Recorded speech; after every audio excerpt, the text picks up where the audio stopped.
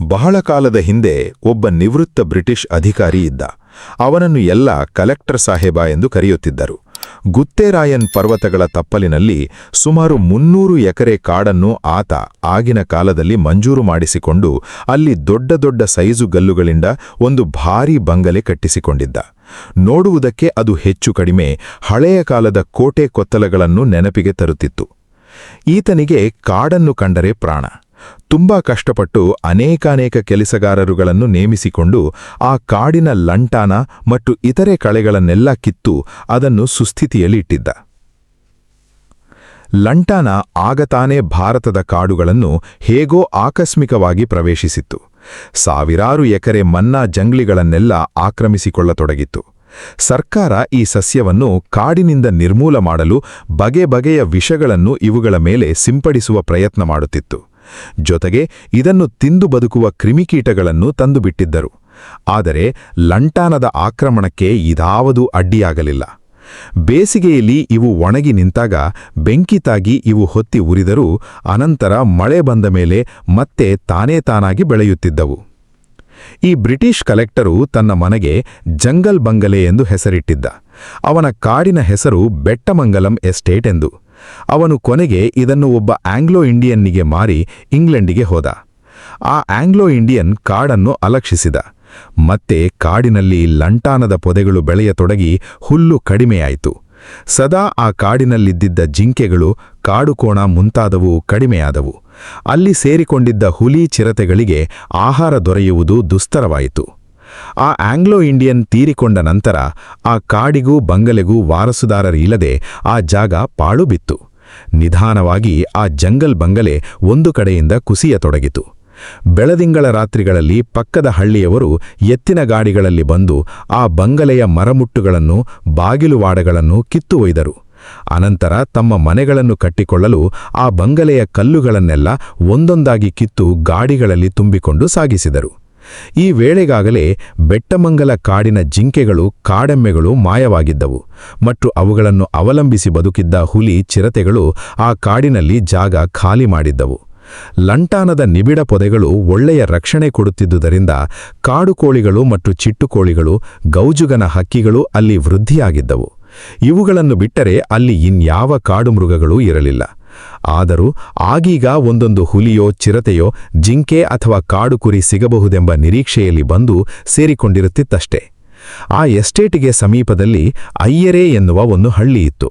ಅಲ್ಲೊಬ್ಬ ಗುರಪ್ಪ ಎನ್ನುವ 25 ವರ್ಷದ ಯುವಕ ಇದ್ದ. ಗುರಪ್ಪನ ತಂದೆ ತೀರಾ ಬಡವನಿದ್ದುದರಿಂದ ಎಲ್ಲ ಹೆಣ್ಣಿನ ಅಪ್ಪ ಅಮ್ಮಂದಿರು ಈ ದಟ್ಟ ದರಿದ್ರನಿಗೆ ಹೇಗೆ ಮಗಳನ್ನು ಕೊಡುವುದು ಎಂದು ತಿರಸ್ಕರಿಸಿದ್ದರು. ಅಂಥದ್ದರಲ್ಲೂ ಗುರಪ್ಪನ ತಂದೆ ಗುರಪ್ಪನಿಗೆ ಒಂದು ಹೆಣ್ಣು ಹುಡುಕಿದ. ಆ ಹೆಣ್ಣಿಗೆ ಕಿವಿ ಕೇಳುತ್ತಿರಲಿಲ್ಲ ಮತ್ತು ಒಂದು ಕಾಲು ಕುಂಟಾಗಿತ್ತು. ಬಹುಶಃ ಹೀಗಿದ್ದರಿಂದಲೇ ಗುರಪ್ಪನಿಗೆ ಅವಳು ಲಭ್ಯವಾಗಿರಬೇಕು. ಆದರೆ ಈಗ ಒಂದು ಹೊಸ ಸಮಸ್ಯೆ ಉದ್ಭವವಾಯಿತು ಗುರಪ್ಪನಿಗೆ. ಅವನ ತಂದೆ ಅವನಿಗಿದ್ದ ಒಂದೇ ಒಂದು ಮನೆಯನ್ನು ಊಟಕ್ಕಾಗಿ ಮಾರಿದ್ದ. ಮನೆಯೇ ಇಲ್ಲದ ಗಂಡಿಗೆ ಮದುವೆ ಮಾಡುವುದಾದರೂ ಹೇಗೆ? ಸರಿ, ಗುರಪ್ಪ ಅವಸರವಸರವಾಗಿ ಒಂದು ಮನೆ ಕಟ್ಟಲು ಹೊರಟ. ಅವನಿಗೆ ದುಡ್ಡಿರಲಿಲ್ಲ ನಿಜ, ಆದರೂ ಜಂಗ್ಲಿ ಬಂಗಲೆಯಲ್ಲಿ ಇನ್ನೂ ಕೆಲವು ಕಲ್ಲುಗಳು ಉಳಿದಿದ್ದವು. ಬೆಳದಿಂಗಲ ಪ್ರಕಾಶಮಾನವಾಗಿರುವ ರಾತ್ರಿಗಳಿಗೆ ಕಾಯ್ದ ಗುರಪ್ಪ ಊರ ಪಟೇಲನಿಗೆ ಗೋಗರೆದು ಅವನ ಎತ್ತನ್ನು, ಗಾಡಿಯನ್ನು ಕಲ್ಲು ಸಾಗಿಸಲು ಎರವಲು ಪಡೆದುಕೊಂಡ. ಪಟೇಲನೂ ಸಹ ಇವನಿಗೆ ಒಮ್ಮೆ ಸಹಾಯ ಮಾಡಿದರೆ ಕೊನೆಗೆ ಇವನನ್ನು ಜೀತದಾಳನಾಗಿ ದುಡಿಸಿಕೊಳ್ಳಬಹುದೆಂಬ ದೂರದೃಷ್ಟಿಯಿಂದಲೇ ಅವನಿಗೆ ಎತ್ತಿನ ಗಾಡಿ ಕೊಟ್ಟಿದ್ದು. ಕಳ್ಳತನಕ್ಕೆ ಹೊರಟಾಗ ಯಾರೂ ನೋಡದಿದ್ದರೆ ಒಳ್ಳೆಯದಲ್ಲವೇ? ಗುರಪ್ಪನಿಗೂ ಹೀಗನ್ನಿಸಿಯೇ ಏಕಾಂಗಿಯಾಗಿ ಬೆಟ್ಟಮಂಗಲ ಎಸ್ಟೇಟ್ ಕಡೆಗೆ ಹೊರಟ. ಸಂಜೆಯಾಗುವುದರೊಳಗೆ ಹಿಂದಿರುಗಿ ಬರೋಣೆಂದು ಬೆಳಗ್ಗೆ ಊಟ ಮಾಡಿಕೊಂಡು ಹೊರಟಿದ್ದ. ಆದರೆ ಒಬ್ಬನೇ ಗಾಡಿಗೆ ಕಲ್ಲು ತುಂಬಿಸುವುದು ನಿಜಕ್ಕೂ ಸೊಂಟ ಮುರಿಯುವ ಕೆಲಸ. ಪದೇ ಪದೇ ವಿರಾಮ ತಗೊಂಡು ಗುರಪ್ಪ ಈ ಕೆಲಸ ಮಾಡಬೇಕಾಯಿತು. ಸೂರ್ಯ ಪಶ್ಚಿಮದಲ್ಲಿ ಮುಳುಗೇ ಬಿಟ್ಟ. ಕಾಡಿನ ನಿಶಾಚರ ಪಕ್ಷಿಗಳು ಕೂಗತೊಡಗಿದವು. ಗುರಪ್ಪ ನಾಳೆ ಮತ್ತೆ ಬಂದು ಇನ್ನಷ್ಟು ಕಲ್ಲು ಹೊರಬೇಕು ಎಂದು ತೀರ್ಮಾನಿಸಿದ. ನಾಳೆಗೆ ಇನ್ಯಾರ ಗಾಡಿ ಕೇಳಬಹುದು ಎಂದು ಯೋಚಿಸುತ್ತಾ ಗಾಡಿ ಚಾಲು ಮಾಡಿದ. ಗಾಡಿ ಕಲ್ಲುಗಳಿಂದ ಸಾಕಷ್ಟು ಭಾರವಾಗಿದ್ದರಿಂದ ಗುರಪ್ಪ ಗಾಡಿಯ ಪಕ್ಕದಲ್ಲಿ ಕೋಲು ಹಿಡಿದುಕೊಂಡು ನಡೆದೇ ಹೊರಟ. ಆ ಬಡಕಲು ಎತ್ತುಗಳಿಗೆ ಗುರಪ್ಪ ಹುಲ್ಲು, ನೀರನ್ನು ಒದಗಿಸಿರಲಿಲ್ಲ. ಅವು ಅಸಹನೆಯಿಂದಲೇ ಮನೆಯನ್ನು ನೆನೆದು ದಡದಡ ಹೊರಟವು. ಕಾಡಿನ ಮೌನದಲ್ಲಿ ಗುರಪ್ಪ ನಡೆದು ಸಾಗಿದ. ಮದುವೆಯ ಬಗ್ಗೆಯೇ ಚಿಂತಿಸುತ್ತಿದ್ದನೋ ಏನೋ. ತನ್ನ ಹಣೆಬರಹ ಬೇರೊಂದು ರೀತಿ ತೀರ್ಮಾನವಾಗಿದೆ ಎಂದು ಅವನಿಗೆ ಗೊತ್ತಾಗುವುದಾದರೂ ಹೇಗೆ? ಸಮೀಪದ ಪೊದೆಗಳ ಮರೆಯಲ್ಲಿ ಕುಳಿತು ಎಲ್ಲವನ್ನೂ ಬೆಳಗಿನಿಂದ ವೀಕ್ಷಿಸುತ್ತಿದ್ದ ಹುಲಿ ಬಹಳ ಹಸಿದಿತ್ತು ಎಂದು ತೋರುತ್ತದೆ. ಅದಕ್ಕೇನೋ ಆಗಿದ್ದಿರಬೇಕು. ಅದಕ್ಕೆ ಖಾಯಿಲೆಯೋ ಅಥವಾ ಅಂಗವಿಕಲತೆಯೋ ಏನೋ ಆಗಿ ಕಾಡಿನ ಪ್ರಾಣಿಗಳನ್ನು ಹಿಡಿದು ತಿನ್ನಲು ಅಸಮರ್ಥವಾಗಿತ್ತೇನೋ. ಒಟ್ಟಿನಲ್ಲಿ ಅದು ಸಾಂಪ್ರದಾಯಿಕ ನರಭಕ್ಷಕ ಹುಲಿಯಂತೂ ಅಲ್ಲ. ಏಕೆಂದರೆ ಅಲ್ಲಿ ಹುಲಿಯಿಂದ ಬೇರಾವದೇ ನರಹತ್ಯೆ ಸಂಭವಿಸ ವರದಿಗಳಿರಲಿಲ್ಲ. ದಾರಿಯ ಬದಿಯ ನೇರಳೆ ಮರದ ಪಕ್ಕದಲ್ಲಿ ದಟ್ಟ ಲಂಟಾನ ಪೊದೆಯೊಂದಿತ್ತು. ಗಾಡಿ ಅದನ್ನು ದಾಟಿ ಮುಂದೆ ಹೋಗಿರಬೇಕು. ಏಕೆಂದರೆ ಆ ಪೊದೆಯ ಬಳಿಯೇ ಹುಲಿ ಹಿಂದೆ ಬರುತ್ತಿದ್ದ ಗುರಪ್ಪನ ಮೇಲೆ ಜಿಗಿದಿದ್ದು. 24 ಗಂಟೆಗಳ ನಂತರ ನಾನು, ಅರಣ್ಯಾಧಿಕಾರಿಗಳು ಮತ್ತು ಪೊಲೀಸರೊಡನೆ ಅಲ್ಲಿ ಬಂದು ತನಿಖೆ ಮಾಡಿದಾಗ ಆ ಲಂಟಾನದೊಳಗೆ ಹುಲಿ ಅಡಗಿ ಕುಳಿತಿದ್ದ ಜಾಗದಲ್ಲಿ ಲಂಟಾನದ ಕಡ್ಡಿಗಳು ಬಗ್ಗಿದ್ದವು, ಇನ್ನೂ ನೆಟ್ಟಗಾಗಿರಲಿಲ್ಲ.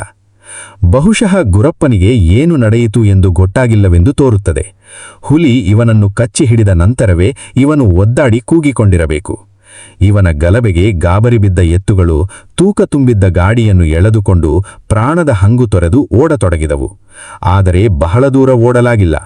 ಏಕೆಂದರೆ ಕೊಂಚವೇ ದೂರದಲ್ಲಿದ್ದ ತಿರುವಿನಲ್ಲಿ ರಭಸಕ್ಕೆ ಗಾಡಿ ದಾರಿಯಾಚೆಗೆ ಹೋಗಿ ತಲೆಕೆಳಗಾಗಿ ಬಿದ್ದಿದೆ. ಆದರೆ ವಿಚಿತ್ರ, ಗಾಡಿ ಜಖಮ್ಮಾಗಿ ರಸ್ತೆ ಬದಿಯಲ್ಲಿ ಬಿದ್ದಿದ್ದರೂ ಎತ್ತುಗಳಿಗೆ ಗಾಯವಾಗಲಿಲ್ಲ. ಅವು ಹೇಗೋ ಮಾಡಿ ಕೊರಳ ಕಣ್ಣಿ ಬಿಚ್ಚಿಕೊಂಡು ಗಾಬರಿಯಲ್ಲಿ ಮನೆ ಕಡೆ ಓಡಿ ಬಂದವು. ಕತ್ತಲಾಗಿ ಎಷ್ಟೋ ಹೊತ್ತಾದ ಮೇಲೆ ಅಯ್ಯರಿನ ಪಟೇಲನ ಮನೆ ತಲುಪಿದವು. ಅಯ್ಯರಿಗೆ ಹತ್ತಿರದಲ್ಲೇ ಅರಣ್ಯಾಧಿಕಾರಿಗಳ ಶಿಕ್ಷಣ ಸಂಸ್ಥೆ ಇದೆ. ಇಲ್ಲಿ ಅರಣ್ಯ ಸಿಬ್ಬಂದಿ ತಮ್ಮ ಓದು ಮುಗಿಸಿದ ನಂತರ ಅವರಿಗೆ ಅರಣ್ಯ ಪಾಲನೆಯ ಬಗ್ಗೆ ತರಬೇತಿ ಕೊಡಲಾಗುತ್ತದೆ. ಇಲ್ಲಿ ಅರಣ್ಯ ಇಲಾಖೆಯ RFO ಕೂಡ ಇದ್ದಾರೆ. ತುಂಬಾ ಜನ ಗಾರ್ಡ್ ಮತ್ತಿತರ ಸಿಬ್ಬಂದಿಗಳೂ ಇದ್ದಾರೆ. ಅಯ್ಯರಿನ ಪಟೇಲ ಗಾಡಿಯಿಲ್ಲದ ಖಾಲಿ ಎತ್ತುಗಳು ಗಾಬರಿಯಿಂದ ಕೊಟ್ಟಿಗೆಗೆ ಓಡಿ ಬಂದದ್ದನ್ನು ಕಂಡು ಕಂಗಾಲಾದ. ಬಹುಶಃ ಕಾಡಿನಲ್ಲಿ ಆನೆಗಳ ದಾಳಿಗೆ ತುತ್ತಾಗಿ ಗಾಡಿ ನಾಶವಾಗಿದೆ ಎಂದು ತಿಳಿದ. ಇಡೀ ಊರನ್ನೇ ಬೆನ್ನು ಹಿಂದೆತ್ತುಕೊಂಡು ಅರಣ್ಯಾಧಿಕಾರಿಗಳ ಕಚೇರಿಗೆ ಬಂದು ತಮ್ಮ ಅಧಿಕಾರಿಗಳನ್ನು ಕಳುಹಿಸಿ ಗಾಡಿ ಹುಡುಕಲು ಸಹಾಯ ಮಾಡಬೇಕೆಂದು ಮನವಿ ಮಾಡಿದ. ಅರಣ್ಯಾಧಿಕಾರಿಗಳ ಅನುಮತಿಯೇನೋ ಸುಲಭವಾಗಿಯೇ ದೊರೆಯಿತು. ಆದರೆ ಆನೆಗಳ ಕಾಟವಿರುವ ಕಾಡಿಗೆ ಗಾಡಿ ಹುಡುಕಲು ಊರವರೆಲ್ಲ ಅಂಜಿ ಬರುವುದಿಲ್ಲವೆಂದರು. ಕೊನೆಗೆ ಗಾರ್ಡ್ಗಳು ಪಟೇಲನು ಪರಿಪರಿಯಾಗಿ ಧೈರ್ಯ ಹೇಳಿ 4 ಜನರನ್ನು ಒಪ್ಪಿಸಿದರು. ಆದರೆ ಆಗಲೇ ಕತ್ತಲಾಗುತ್ತಿತ್ತು. ಬೆಳಗ್ಗಿನ ಹೊತ್ತಿನಲ್ಲೇ ಆನೆಗಳನ್ನು ಸಂಧಿಸಲು ಹೆದರಿದ್ದವರು ಇನ್ನು ರಾತ್ರಿ ಹುಡುಕಲು ಹೋದಾರೆ. ಅದು ಗಾಡಿ ಮುರಿದು ಒಬ್ಬ ಮನುಷ್ಯನನ್ನು ಕೊಂದಿದ್ದಾವೆ ಎಂಬ ವದಂತಿ ಬೇರೆ ಇದೆ. ಸರಿ, ನಾಳೆ ಬೆಳಗ್ಗಿನವರೆಗೆ ಹುಡುಕಾಟವನ್ನು ಮುಂದೂಡೋಣ ಎಂದು ತೀರ್ಮಾನಿಸಿದರು. ಪಟೇಲ ತನ್ನ ಗಾಡಿಯ ಬಗ್ಗೆಯೇ ಚಿಂತಿಸುತ್ತಾ ಗುರಪ್ಪನನ್ನು ಶಪಿಸುತ್ತಾ ನಿದ್ರಾಹೀನ ರಾತ್ರಿಗಳನ್ನು ಕಳೆದ. ಮಾರನೇ ದಿನ ಬೆಳಗ್ಗೆ ಗಾಡಿ ಹುಡುಕಲು ಹೊರಟರು. ಅವರಿಗೆ ರಸ್ತೆ ತಿರುವಿನಲ್ಲಿ ಮುರಿದು ತಲೆಕೆಳಗಾಗಿ ಬಿದ್ದಿದ್ದ ಗಾಡಿಯನ್ನು ಹುಡುಕುವುದೇನು ಕಷ್ಟವಾಗಲಿಲ್ಲ. ಆದರೆ ಅಲ್ಲೆಲ್ಲೂ ಗುರಪ್ಪನ ಸುಳಿವೇ ಇರಲಿಲ್ಲ. ಎತ್ತಿನ ಹೆಜ್ಜೆ ಗುರುತುಗಳನ್ನು, ಗಾಡಿ ಚಕ್ರದ ಗುರುತನ್ನು ನೋಡಿದರೆ ಎತ್ತುಗಳು ನಾಗಾಲೋಟದಲ್ಲಿ ಓಡಿ ಬಂದಿದ್ದುವೆಂಬುದನ್ನು ಖಚಿತಪಡಿಸುತ್ತಿತ್ತು. ಆದರೆ ಎತ್ತುಗಳು ಏಕೆ ಆ ರೀತಿ ಓಟಕ್ಕಿತ್ತವು? ಆನೆಗಳದ್ದೇ ಈ ಕೆಲಸ ಎಂದು ಸಂಶಯಿಸುತ್ತಾ ಹಳ್ಳಿಯವರು ಎತ್ತಿನ ಹೆಜ್ಜೆ ಗುರುತುಗಳನ್ನೇ ಹಿಂಬಾಲಿಸಿದರು. ಕೊಂಚ ದೂರದಲ್ಲೇ ರಸ್ತೆಯ ನುಣ್ಣಗಿನ ಧೂಳಿನಲ್ಲಿ ನಡೆದ ಇಡೀ ಕಥೆ ಅಕ್ಷರದಲ್ಲಿ ಬರೆದಂತೆ ಅವರಿಗೆ ಸ್ಪಷ್ಟವಾಗಿ ಕಂಡಿತು. ಅಲ್ಲಿ ರಕ್ತದ ಕಲೆಗಳಿದ್ದವು, ಹುಲಿಯ ಹೆಜ್ಜೆ ಗುರುತುಗಳಿದ್ದವು. ಗುರಪ್ಪನ ದೇಹವನ್ನು ರಸ್ತೆಯ ಬದಿಗೆ ದರದರ ಎಳೆದೊಯ್ದ ಗುರುತುಗಳಿದ್ದವು. ಅಯ್ಯರಿನ ನಾಗರಿಕರಿಗೆ ಗಡಗಡ ನಡುಕ ಆರಂಭವಾಯಿತು. ಅವರು ಇಲ್ಲಿಯವರೆಗೂ ಆನೆಗಳನ್ನೇ ಮನಸ್ಸಿನಲ್ಲಿಟ್ಟುಕೊಂಡಿದ್ದರು. ಹಲವಾರು ಜನ ಇದ್ದುದರಿಂದ ಆನೆಗಳು ಇವರ ಮೇಲೆ ದಾಳಿ ಮಾಡಲು ಹಿಂದು ಮುಂದು ನೋಡಬಹುದೆಂಬ ಧೈರ್ಯ ಅವರಿಗಿತ್ತು. ಆದರೆ ನರಭಕ್ಷಕ ಎಂದು ತಿಳಿದ ಕೂಡಲೇ ಅವರ ಧೈರ್ಯ ಕುಗ್ಗಿಹೋಯಿತು. ಯಾವ ಕ್ಷಣ ಎಲ್ಲಿಂದ ಬೇಕಾದರೂ ಸುಳಿವನ್ನೇ ಕೊಡದೆ ತಮ್ಮ ಮೇಲೆ ಜಿಗಿಯಬಹುದಾದ ನರಭಕ್ಷಕನ ಸನ್ನಿಧಿಯಲ್ಲಿದ್ದೇವೆಂದು ತಿಳಿದು ಕಂಗಾಲಾದರು. ಹೆಚ್ಚು ತಡಮಾಡದೆ ಪಿಸುಮಾತಿನಲ್ಲೇ ಮಾತಾಡಿಕೊಂಡು ಎಲ್ಲರೂ ಅಯ್ಯರಿನ ದಿಕ್ಕಿನಲ್ಲಿ ಓಟಕ್ಕಿತ್ತರು. ಗುರಪ್ಪ ಸತ್ತು ನಿಸ್ಸಂಶಯವಾಗಿ ಹುಲಿಗೆ ಆಹಾರವಾಗಿದ್ದಾನೆ. ಅನವಶ್ಯಕವಾಗಿ ಅವನ ಕಳೆಬರವನ್ನು ಹುಡುಕ ಹೋಗಿ ನಾವ್ಯಾಕೆ ಹುಲಿಗೆ ಆಹಾರವಾಗುವುದೆಂದು ಯೋಚಿಸಿದ್ರು. ಆಕಸ್ಮಿಕವಾಗಿ ಅವತ್ತು ನಾನು ಅಲ್ಲೇ ಹತ್ತಿರದ ಶಿವನಪಳ್ಳಿಯಲ್ಲಿ ಬಿಡಾರ ಹೂಡಿದ್ದೆ. ಈ ಚಿಕ್ಕ ಹಳ್ಳಿ ಅಯ್ಯರಿನಿಂದ ಸುಮಾರು 5 ಮೈಲುಗಳ ದೂರದಲ್ಲಿತ್ತು. ಬೆಂಗಳೂರಿನಿಂದ ಕೇವಲ 50 ಮೈಲುಗಳ ದೂರದಲ್ಲಿದ್ದ ಈ ಹಳ್ಳಿ ನನ್ನ ಪ್ರೀತಿಯ ವನವಿಹಾರ ಸ್ಥಳವಾಗಿತ್ತು. ನಾನು ವಾರದ ತುದಿಯಲ್ಲಿ ಅಲ್ಲಿಗೆ ಹೋಗಿ ತಂಗುವುದು ಅಭ್ಯಾಸ. ಹಿಂದೊಮ್ಮೆ ನಾನು ಈ ಹಳ್ಳಿಯಲ್ಲಿ ಕಾಟ ಕೊಡುತ್ತಿದ್ದ ಒಂದು ಕರಿಯ ನರಭಕ್ಷಕ ಚಿರತೆಯನ್ನು ಹೊಡೆದಿದ್ದು ನಿಮಗೆ ನೆನಪಿರಬಹುದು. ಶಿವನಪಳ್ಳಿಯ ಅರಣ್ಯ ಇಲಾಖೆಯ ಗಾರ್ಡು ಅಯ್ಯರಿಗೆ ತಮ್ಮ ಮೇಲಧಿಕಾರಿಗಳನ್ನು ನೋಡ ಹೋಗಿದ್ದವನು ಹಿಂದಿರುಗಿ ಬಂದು ಅಯ್ಯರಿನ ಮದುವಣಿಗ ಗುರಪ್ಪನಿಗಾದ ಗತಿಯನ್ನು ನನಗೆ ತಿಳಿಸಿದ. ನಾನು ಸುದ್ದಿ ತಿಳಿದ 15 ನಿಮಿಷದೊಳಗೆ ಟಾರ್ಚ್ ಮತ್ತು ರೈಫಲ್ ಹಿಡಿದುಕೊಂಡು ಅಯ್ಯರಿನ ದಾರಿ ಹಿಡಿದೆ. ಜೇಬಿನಲ್ಲಿ ಒಂದು ಪ್ಯಾಕೆಟು ಬಿಸ್ಕಟ್ಟು ಹಾಗೂ ಹೆಗಲಿನಲ್ಲಿ ಥರ್ಮಾಸ್ ಫ್ಲಾಸ್ಕಿನಲ್ಲಿ ಟೀ ಇಟ್ಟುಕೊಂಡಿದ್ದೆ. ಈ ವೇಳೆಗಾಗಲೇ ಅಯ್ಯರಿನಿಂದ 8 ಮೈಲಿ ದೂರದಲ್ಲಿದ್ದ ಧೆನುಕನುಕೊಟ್ಟ ಎನ್ನುವ ಚಿಕ್ಕ ಪಟ್ಟಣಕ್ಕೆ ನರಹತ್ಯೆಯ ಸುದ್ದಿ ಮುಟ್ಟಿ ನಾನು ಅಯ್ಯರನ್ನು ತಲುಪಿದ ಕೊಂಚ ಹೊತ್ತಿನಲ್ಲೇ ಒಬ್ಬ ಸಬ್ ಇನ್ಸ್ಪೆಕ್ಟರು, ಒಬ್ಬ ಕಾನ್ಸ್ಟೇಬಲು ಮೋಟಾರು ಸೈಕಲಿನಲ್ಲಿ ಆಗಮಿಸಿದರು. ಹುಲಿ ಗುರಪ್ಪನನ್ನು ಹಿಡಿದ 24 ಗಂಟೆಗಳ ತರುವಾಯ ಅದೇ ಲಂಟಾನದ ಪೊದೆಯ ಬಳಿಗೆ ನಾನು, ಅರಣ್ಯಾಧಿಕಾರಿಗಳು, ಪೊಲೀಸು ಅಧಿಕಾರಿಗಳು ಬಂದೆವು. ಕದ್ದ ಮಾಲಿನ ಸಮೇತ ಮುರುಕಲು ಗಾಡಿ ರಸ್ತೆ ಬದಿಯಲ್ಲಿ ಬಿದ್ದಿತ್ತು. ಆ ಸಬ್ ಇನ್ಸ್ಪೆಕ್ಟರ್ ಒಬ್ಬ ಬ್ರಾಹ್ಮಣ, ಹಣಬರಹದಲ್ಲಿ ನಂಬಿಕೆ ಇದ್ದವನು. ಅನೇಕ ಸಾರಿ ಅಲ್ಲಿ ಮನೆ ಕಟ್ಟಿಸಿದ ಬ್ರಿಟಿಷ್ ಕಲೆಕ್ಟರ್ನಿಗೂ ಅದರ ಕಲ್ಲುಗಳನ್ನು ಕದಿಯ ಬಂದ ಗುರಪ್ಪನಿಗೂ ಇರುವ ಸಂಬಂಧವನ್ನು ಚಿಂತಿಸುತ್ತಾ ವಿಧಿಲೀಲೆಯನ್ನು ಯೋಚಿಸುತ್ತಿದ್ದ. ನಾನು ತಮಾಷೆಯಾಗಿ ಆ ತೀರಿಕೊಂಡ ಮನುಷ್ಯನಿಗೆ ಸಂಬಂಧಿಸಿದ್ದನ್ನು ಕದಿಯಲು ಬಂದಿದ್ದು ಗುರಪ್ಪನ ತಪ್ಪೆಂದು, ಅದಕ್ಕೆ ವಿಧಿ ಗುರಪ್ಪನನ್ನು ಇಷ್ಟೊಂದು ಉಗ್ರವಾಗಿ ಶಿಕ್ಷಿಸಿತೆಂದು ಹೇಳಿಬಿಟ್ಟೆ. ಆ ಮೂಢರಾದ ಪೊಲೀಸು ಅಧಿಕಾರಿಗಳು, ಅರಣ್ಯಾಧಿಕಾರಿಗಳು ನನ್ನ ತಮಾಷೆಯ ದೇಶಾವರಿ ಮಾತನ್ನು ಅತಿ ಗಂಭೀರವಾಗಿ ಪರಿಗಣಿಸಿ ನನ್ನ ವಿವೇಕಗಳನ್ನು ಹೊಗಳಿ ತಲೆದೂಗಿದರು. ಗುರಪ್ಪನ ಪಳೆಯುಳಿಕೆಗಳನ್ನು ಪತ್ತೆ ಹಚ್ಚಬೇಕೆಂಬ ನಿಶ್ಚಯ ಯಾರಿಗೂ ಇರಲಿಲ್ಲ. ನಾನು ಮೊದಲೇ ಹೇಳಿದಂತೆ ಹುಲಿ ಲಂಟಾನದ ಒಳಗೆ ಅವಿತು ಕುಳಿತಿದ್ದ ಜಾಗವನ್ನು ಪತ್ತೆ ಮಾಡಿದೆ. ಅದು ದೇಹವನ್ನು ಎಳೆದೊಯ್ದ ಮಾರ್ಗವೂ ಸಾಕಷ್ಟು ಸ್ಪಷ್ಟವಾಗೇ ಕಾಣುತ್ತಿತ್ತು. ಕೊಂಚ ದೂರ ಈ ದಿಕ್ಕಿನಲ್ಲಿ ನಾವು ಹೋಗುವುದರೊಳಗೆ ನಮ್ಮ ಹುಡುಕಾಟ ಕೊನೆಗೊಂಟು. ಅಲ್ಲೊಂದು ಏರೋಪ್ಲೇನ್ ಕಾಯಿಯ ಮರವಿತ್ತು. ಇದರ ಕಾಯಿಗಳು ಏರೋಪ್ಲೇನ್ನ ಪ್ರೊಪೆಲ್ಲರ್ನಂತೆಯೇ ಇರುತ್ತವೆ. ಕಾಯಿಗಳು ಮರದಿಂದ ಉದಿರಿದಾಗ ಅವು ಅಕ್ಷರಶಃ ಪ್ರೊಪೆಲ್ಲರ್ನಂತೆಯೇ ಗಿರಿಗಿರಿ ತಿರುಗಿ ಬಹಳ ದೂರ ಗಾಳಿಯಲ್ಲಿ ಸಾಗಿಸಲ್ಪಡುತ್ತವೆ. ಈ ಮರದ ನೆರಳಿನಲ್ಲಿ ಹಸಿರು ಹುಲ್ಲಿನ ನಡುವೆ ಮನುಷ್ಯನ ಒಂದು ಕೈ ಆಕಾಶದತ್ತ ಬೆಟ್ಟು ಮಾಡಿಕೊಂಡು ಬಿದ್ದಿದ್ದು ಕಾಣಿಸಿತು. ನಾವು ಗುರಪ್ಪನನ್ನು ಅಥವಾ ಅಳಿದುಳಿದ ಅವನ ಅಂಗಾಂಗಗಳ ಭಾಗಗಳನ್ನು ಪತ್ತೆ ಮಾಡಿದೆವು. ಎದೆಯಿಂದ ಮೇಲಕ್ಕೆ ಅವನ ಶರೀರ ಏನೂ ಆಗಿರಲಿಲ್ಲ. ಒಂದು ಕೈ ಆಕಾಶದತ್ತ ಬೆರಳು ತೋರಿಸುತ್ತಿದ್ದರೆ ಇನ್ನೊಂದು ಕೈಯಿಂದ ಬಾಯಿ ಮುಚ್ಚಿ ಹಿಡಿದಿದ್ದ. ಹುಲಿ ಅವನನ್ನು ಜೀವವಿದ್ದಂತೆಯೇ ತಿನ್ನಲು ಆರಂಭಿಸಿತ್ತ. ನೋವು ತಡೆಯಲಾರದೆ ಗುರಪ್ಪ ಕೈಗಳಿಂದ ಬಾಯಿ ಒತ್ತಿ ಹಿಡಿದನ. ನನಗೂ ಮೈ ಜುಮ್ಮಂದು ಗುರಪ್ಪನ ಸ್ಥಿತಿಯನ್ನು ಯೋಚಿಸಿ. ಅವನ ಕಣ್ಣುಗಳನ್ನು ಆಗಲೇ ಕಟ್ಟಿರುವೆಗಳು ಕಬಳಿಸಿದ್ದರಿಂದ ಬಾಲಿ ಗುಳಿಗಳಿಂದ ಗುರಪ್ಪನ ಮುಖ ಆಕಾಶವನ್ನು ದಿಟ್ಟಿಸುತ್ತಿತ್ತು. ಈಗ ಕೆಂಪು ಇರುವೆಗಳು ಆತನ ದೇಹವನ್ನು ಸಂಪೂರ್ಣ ಮುಸುಗಿಕೊಂಡಿದ್ದವು. ಬಹುಶಃ ನರಿಗಳು ಆತನ ದೇಹವನ್ನು ಈ ವೇಳೆಗಾಗಲೇ ಮುಗಿಸದಿರುವುದಕ್ಕೆ ಈ ಇರುವೆಗಳೇ ಕಾರಣವೆಂದು ತೋರುತ್ತದೆ. ಆದರೆ ಎದೆಯಿಂದ ಕೆಳಗೆ ಗುರಪ್ಪನ ಶರೀರವನ್ನು ಹುಲಿ ಸಂಪೂರ್ಣ ತಿಂದು ಮುಗಿಸಿತ್ತು. ಏರೋಪ್ಲೇನ್ ಮರದ ಎಲೆಗಳಲ್ಲಿ ಗುರಪ್ಪನ ಶರೀರ ಕಾಣದಿದ್ದರಿಂದ ರಣಹದ್ದುಗಳು ಇನ್ನೂ ಬಂದಿರಲಿಲ್ಲ. ಅವು ಇಳಿದಿದ್ದರೆ ಈ ವೇಳೆಗೆ ನಮಗೆ ಹುಡುಕಲು ಗುರಪ್ಪನ ಶರೀರವೇ ಇರಲಿಲ್ಲ. ಅಲ್ಲೆಲ್ಲ ಗುರಪ್ಪನ ಶರೀರಕ್ಕೆ ಮುತ್ತಿದ್ದ ಕೆಂಪು ಇರುವೆಗಳಿಗೂ ಕಟ್ಟಿರುವೆಗಳಿಗೂ ಯುದ್ಧ ನಡೆದಂತಿತ್ತು. ಒಂದನ್ನೊಂದು ಕಚ್ಚಿಕೊಂಡು ಸುತ್ತೆಲ್ಲ ಜೋಡಿ ಜೋಡಿ ಉರುಳಾಡುತ್ತಿದ್ದವು. ಚಿನ್ನದ ಬಣ್ಣದ ಹೊನ್ನೋಣೆಗಳು ಕೊಳೆಯುತ್ತಿರುವ ಶರೀರಕ್ಕೆ ಗುಯಿಕೆಂದು ಸದ್ದು ಮಾಡುತ್ತಾ ಮುತ್ತುತ್ತಿದ್ದವು. ಹುಲಿ ತಾನು ಬಿಟ್ಟುಹೋದ ಈ ಶವವನ್ನು ತಿನ್ನಲು ಮತ್ತೆ ಬರುವ ಸಂಭವವೇ ಇಲ್ಲವೆಂದು ಖಚಿತವಾಗಿ ನನಗೆನಿಸಿತು. ಲಕ್ಷಾಂತರ ಕಟ್ಟಿರುವೆಗಳು, ಕೆಂಜಿರುವೆಗಳು ಮುತ್ತಿಕೊಂಡ ಆ ಕಳೇಬರದ ಬಳಿ ಸಾಗಲು ಜೀವವಿರುವ ಯಾವ ಪ್ರಾಣಿಗೂ ಸಾಧ್ಯವಿರಲಿಲ್ಲ. ಪೊಲೀಸು ಅಧಿಕಾರಿ ತನ್ನೊಡನೆ ಬಂದಿದ್ದ ಪೇದೆಗೆ ಆ ಶವದ ಅಳಿದುಳಿದ ವಸ್ತುಗಳನ್ನು ಅಲ್ಲಿಂದ ತೆಗೆದು ಅದರ ಸಂಬಂಧೀಕರಿಗೆ ಒಪ್ಪಿಸಲು ಆಜ್ಞೆ ಮಾಡಿದ. ಅನಂತರ ಅನವಶ್ಯಕ ಪದಪುಂಜಗಳಿಂದ ಕೂಡಿದ ಒಂದು ವರದಿಯನ್ನು ತಯಾರು ಮಾಡಿದ. ನಾವೆಲ್ಲ ಈ ಕರ್ಮಗಳೆಲ್ಲವನ್ನೂ ಮುಗಿಸಿ ಅಯ್ಯರಿನ ಟಿಬಿಗೆ ಬರಬೇಕಾದರೆ ಕತ್ತಲಾಗಿತ್ತು. ಅರಣ್ಯಾಧಿಕಾರಿ ತನ್ನ ಬಂಗಲೆಯಲ್ಲಿ ಉಳಿಯಲು ಜಾಗ ಕೊಡುವುದಾಗಿ ಹೇಳಿದ. ಆದರೆ ಶಿವನಪಳ್ಳಿಯಲ್ಲಿ ನನಗೆ ಒಳ್ಳೆ ಊಟ ಮತ್ತು ತಂಗುವ ವ್ಯವಸ್ಥೆ ಇದ್ದುದರಿಂದ ನನಗೆ ಅಲ್ಲಿ ಉಳಿಯಲು ಮನಸ್ಸಾಗಲಿಲ್ಲ. ನನ್ನ ಹತ್ತಿರ ಟಾರ್ಚ್ ಮತ್ತು ರೈಫಲ್ ಇದ್ದುದರಿಂದ ಈ ಹುಲಿ ಸ್ವಭಾವತಃ ನರಭಕ್ಷಕ ಅಲ್ಲವೆಂಬ ಅನುಮಾನವಿದ್ದುದರಿಂದ ನಾನು ಕತ್ತಲಲ್ಲೇ ಶಿವನಪಳ್ಳಿಗೆ ನಡೆದು ಹೋಗಲು ನಿರ್ಧರಿಸಿದೆ. ಅರಣ್ಯಾಧಿಕಾರಿಯೂ ಪೊಲೀಸು ಅಧಿಕಾರಿಯೂ ಈ ಕತ್ತಲಲ್ಲಿ ನರಭಕ್ಷಕ ಸಮೀಪದಲ್ಲೇ ತಿರುಗಾಡುತ್ತಿರುವುದರಿಂದ ನಾನು ಹೋಗಲೇ ಕೂಡದು ಎಂದು ಬಲಾತ್ಕರಿಸಿದರೂ ನನ್ನ ತೀರ್ಮಾನಕ್ಕೆ ಬದ್ಧನಾಗಿ ಹೊರಟೇ ಬಿಟ್ಟೆ. ಅಯ್ಯರಿನಿಂದ ಶಿವನಪಳ್ಳಿಗೆ ಹೋಗುವ ದಾರಿ ಗುಡ್ಡದ ಇಳಿಜಾರಿನಲ್ಲಿತ್ತು. ದಾರಿ ಕಣಿವೆಯಲ್ಲಿ ಇಳಿದಂತೆಲ್ಲ ಮರಗಳು ಹೆಚ್ಚಾಗುತ್ತಾ ಬಿದಿರಿನ ಕಾಡು ದಟ್ಟವಾಗಿತ್ತು. ಕತ್ತಲು ಮೌನವೂ ಸ್ಥಿಬಿವಾಗಿತ್ತು. ನನ್ನ ಟಾರ್ಚಿನ ಪ್ರಕಾಶ ಜಾಜ್ವಲ್ಯಮಾನವಾಗಿ ಕತ್ತಲಲ್ಲಿ ಗಿಡಮರಗಳ ಮೇಲೆ ಬೀಳುತ್ತಿತ್ತು. ಇದ್ದಕ್ಕಿದ್ದಂತೆ ನಡೆಯುತ್ತಿದ್ದ ನನ್ನ ಮನಸ್ಸಿನಲ್ಲಿ ವಿಚಿತ್ರವಾದ ಗಲಿಬಿಲಿ ಆರಂಭವಾಯಿತು. ಹೃದಯದೊಳಗಿಂದ ಯಾವುದೋ ಅವ್ಯಕ್ತ ಭೀತಿ ಉಕ್ಕತೊಡಗಿತು. ನನಗೆ ಯಾವ ಸದ್ದೂ ಕೇಳಿರಲಿಲ್ಲ, ಅಥವಾ ಯಾವ ಪ್ರಾಣಿಯ ಭೀತಸ್ವರದ ಎಚ್ಚರಿಕೆಯೂ ಕೇಳಿರಲಿಲ್ಲ. ಸುತ್ತೆಲ್ಲ ನಿಶ್ಶಬ್ದ ಆವರಿಸಿತ್ತು. ನಾನು ನಡೆಯುವಾಗ ಕ್ಯಾನ್ವಾಸ್ ಬೂಡು ಎಲೆಗಳನ್ನು ಒತ್ತುವ ಶಬ್ದ ಮಾತ್ರ ಕೇಳುತ್ತಿತ್ತು. ನಿಧಾನವಾಗಿ ಭಯ ಉಲ್ಬಣವಾಗ್ತಾ ಹೋಯಿತು. ಕೊನೆಗೆ ತಾಳಲಾರದೆ ಚಕ್ಕಂದು ನಿಂತು ರೈಫಲನ್ನು ಟಾರ್ಚನ್ನು ಹಿಡಿದು ಸರಕ್ಕಂದು ಹಿಂದಕ್ಕೆ ತಿರುಗಿ ನೋಡಿದೆ. ಹುಲಿಯ ಕಣ್ಣುಗಳು ಟಾರ್ಚಿನ ಬೆಳಕಿನಲ್ಲಿ ಹೊಳೆಯುತ್ತಾ ನನ್ನತ್ತ ನೋಡುತ್ತಿರುವುದನ್ನು ನಿರೀಕ್ಷಿಸಿದ್ದೆ. ಆದರೆ ಹಿಂದುಗಡೆ ಏನೂ ಇರಲಿಲ್ಲ. ಒಂದು ಮಿಣುಕು ಹುಳು ಸಹ ಮಿನುಗಲಿಲ್ಲ. ಯಾವ ಸದ್ದೂ ಕೇಳಲಿಲ್ಲ. ಹುಳು ಹುಪ್ಪಟ್ಟೆಗಳ ಜೀರಣಿ ಸಹ ಇರಲಿಲ್ಲ. ಮತ್ತೇಕೆ ನನ್ನ ಹೃದಯದಲ್ಲಿ ಇಷ್ಟೊಂದು ಕಾತರ, ಕಳವಳ ಎಂದು ನನಗೇ ಅಚ್ಚರಿಯಾಯಿತು.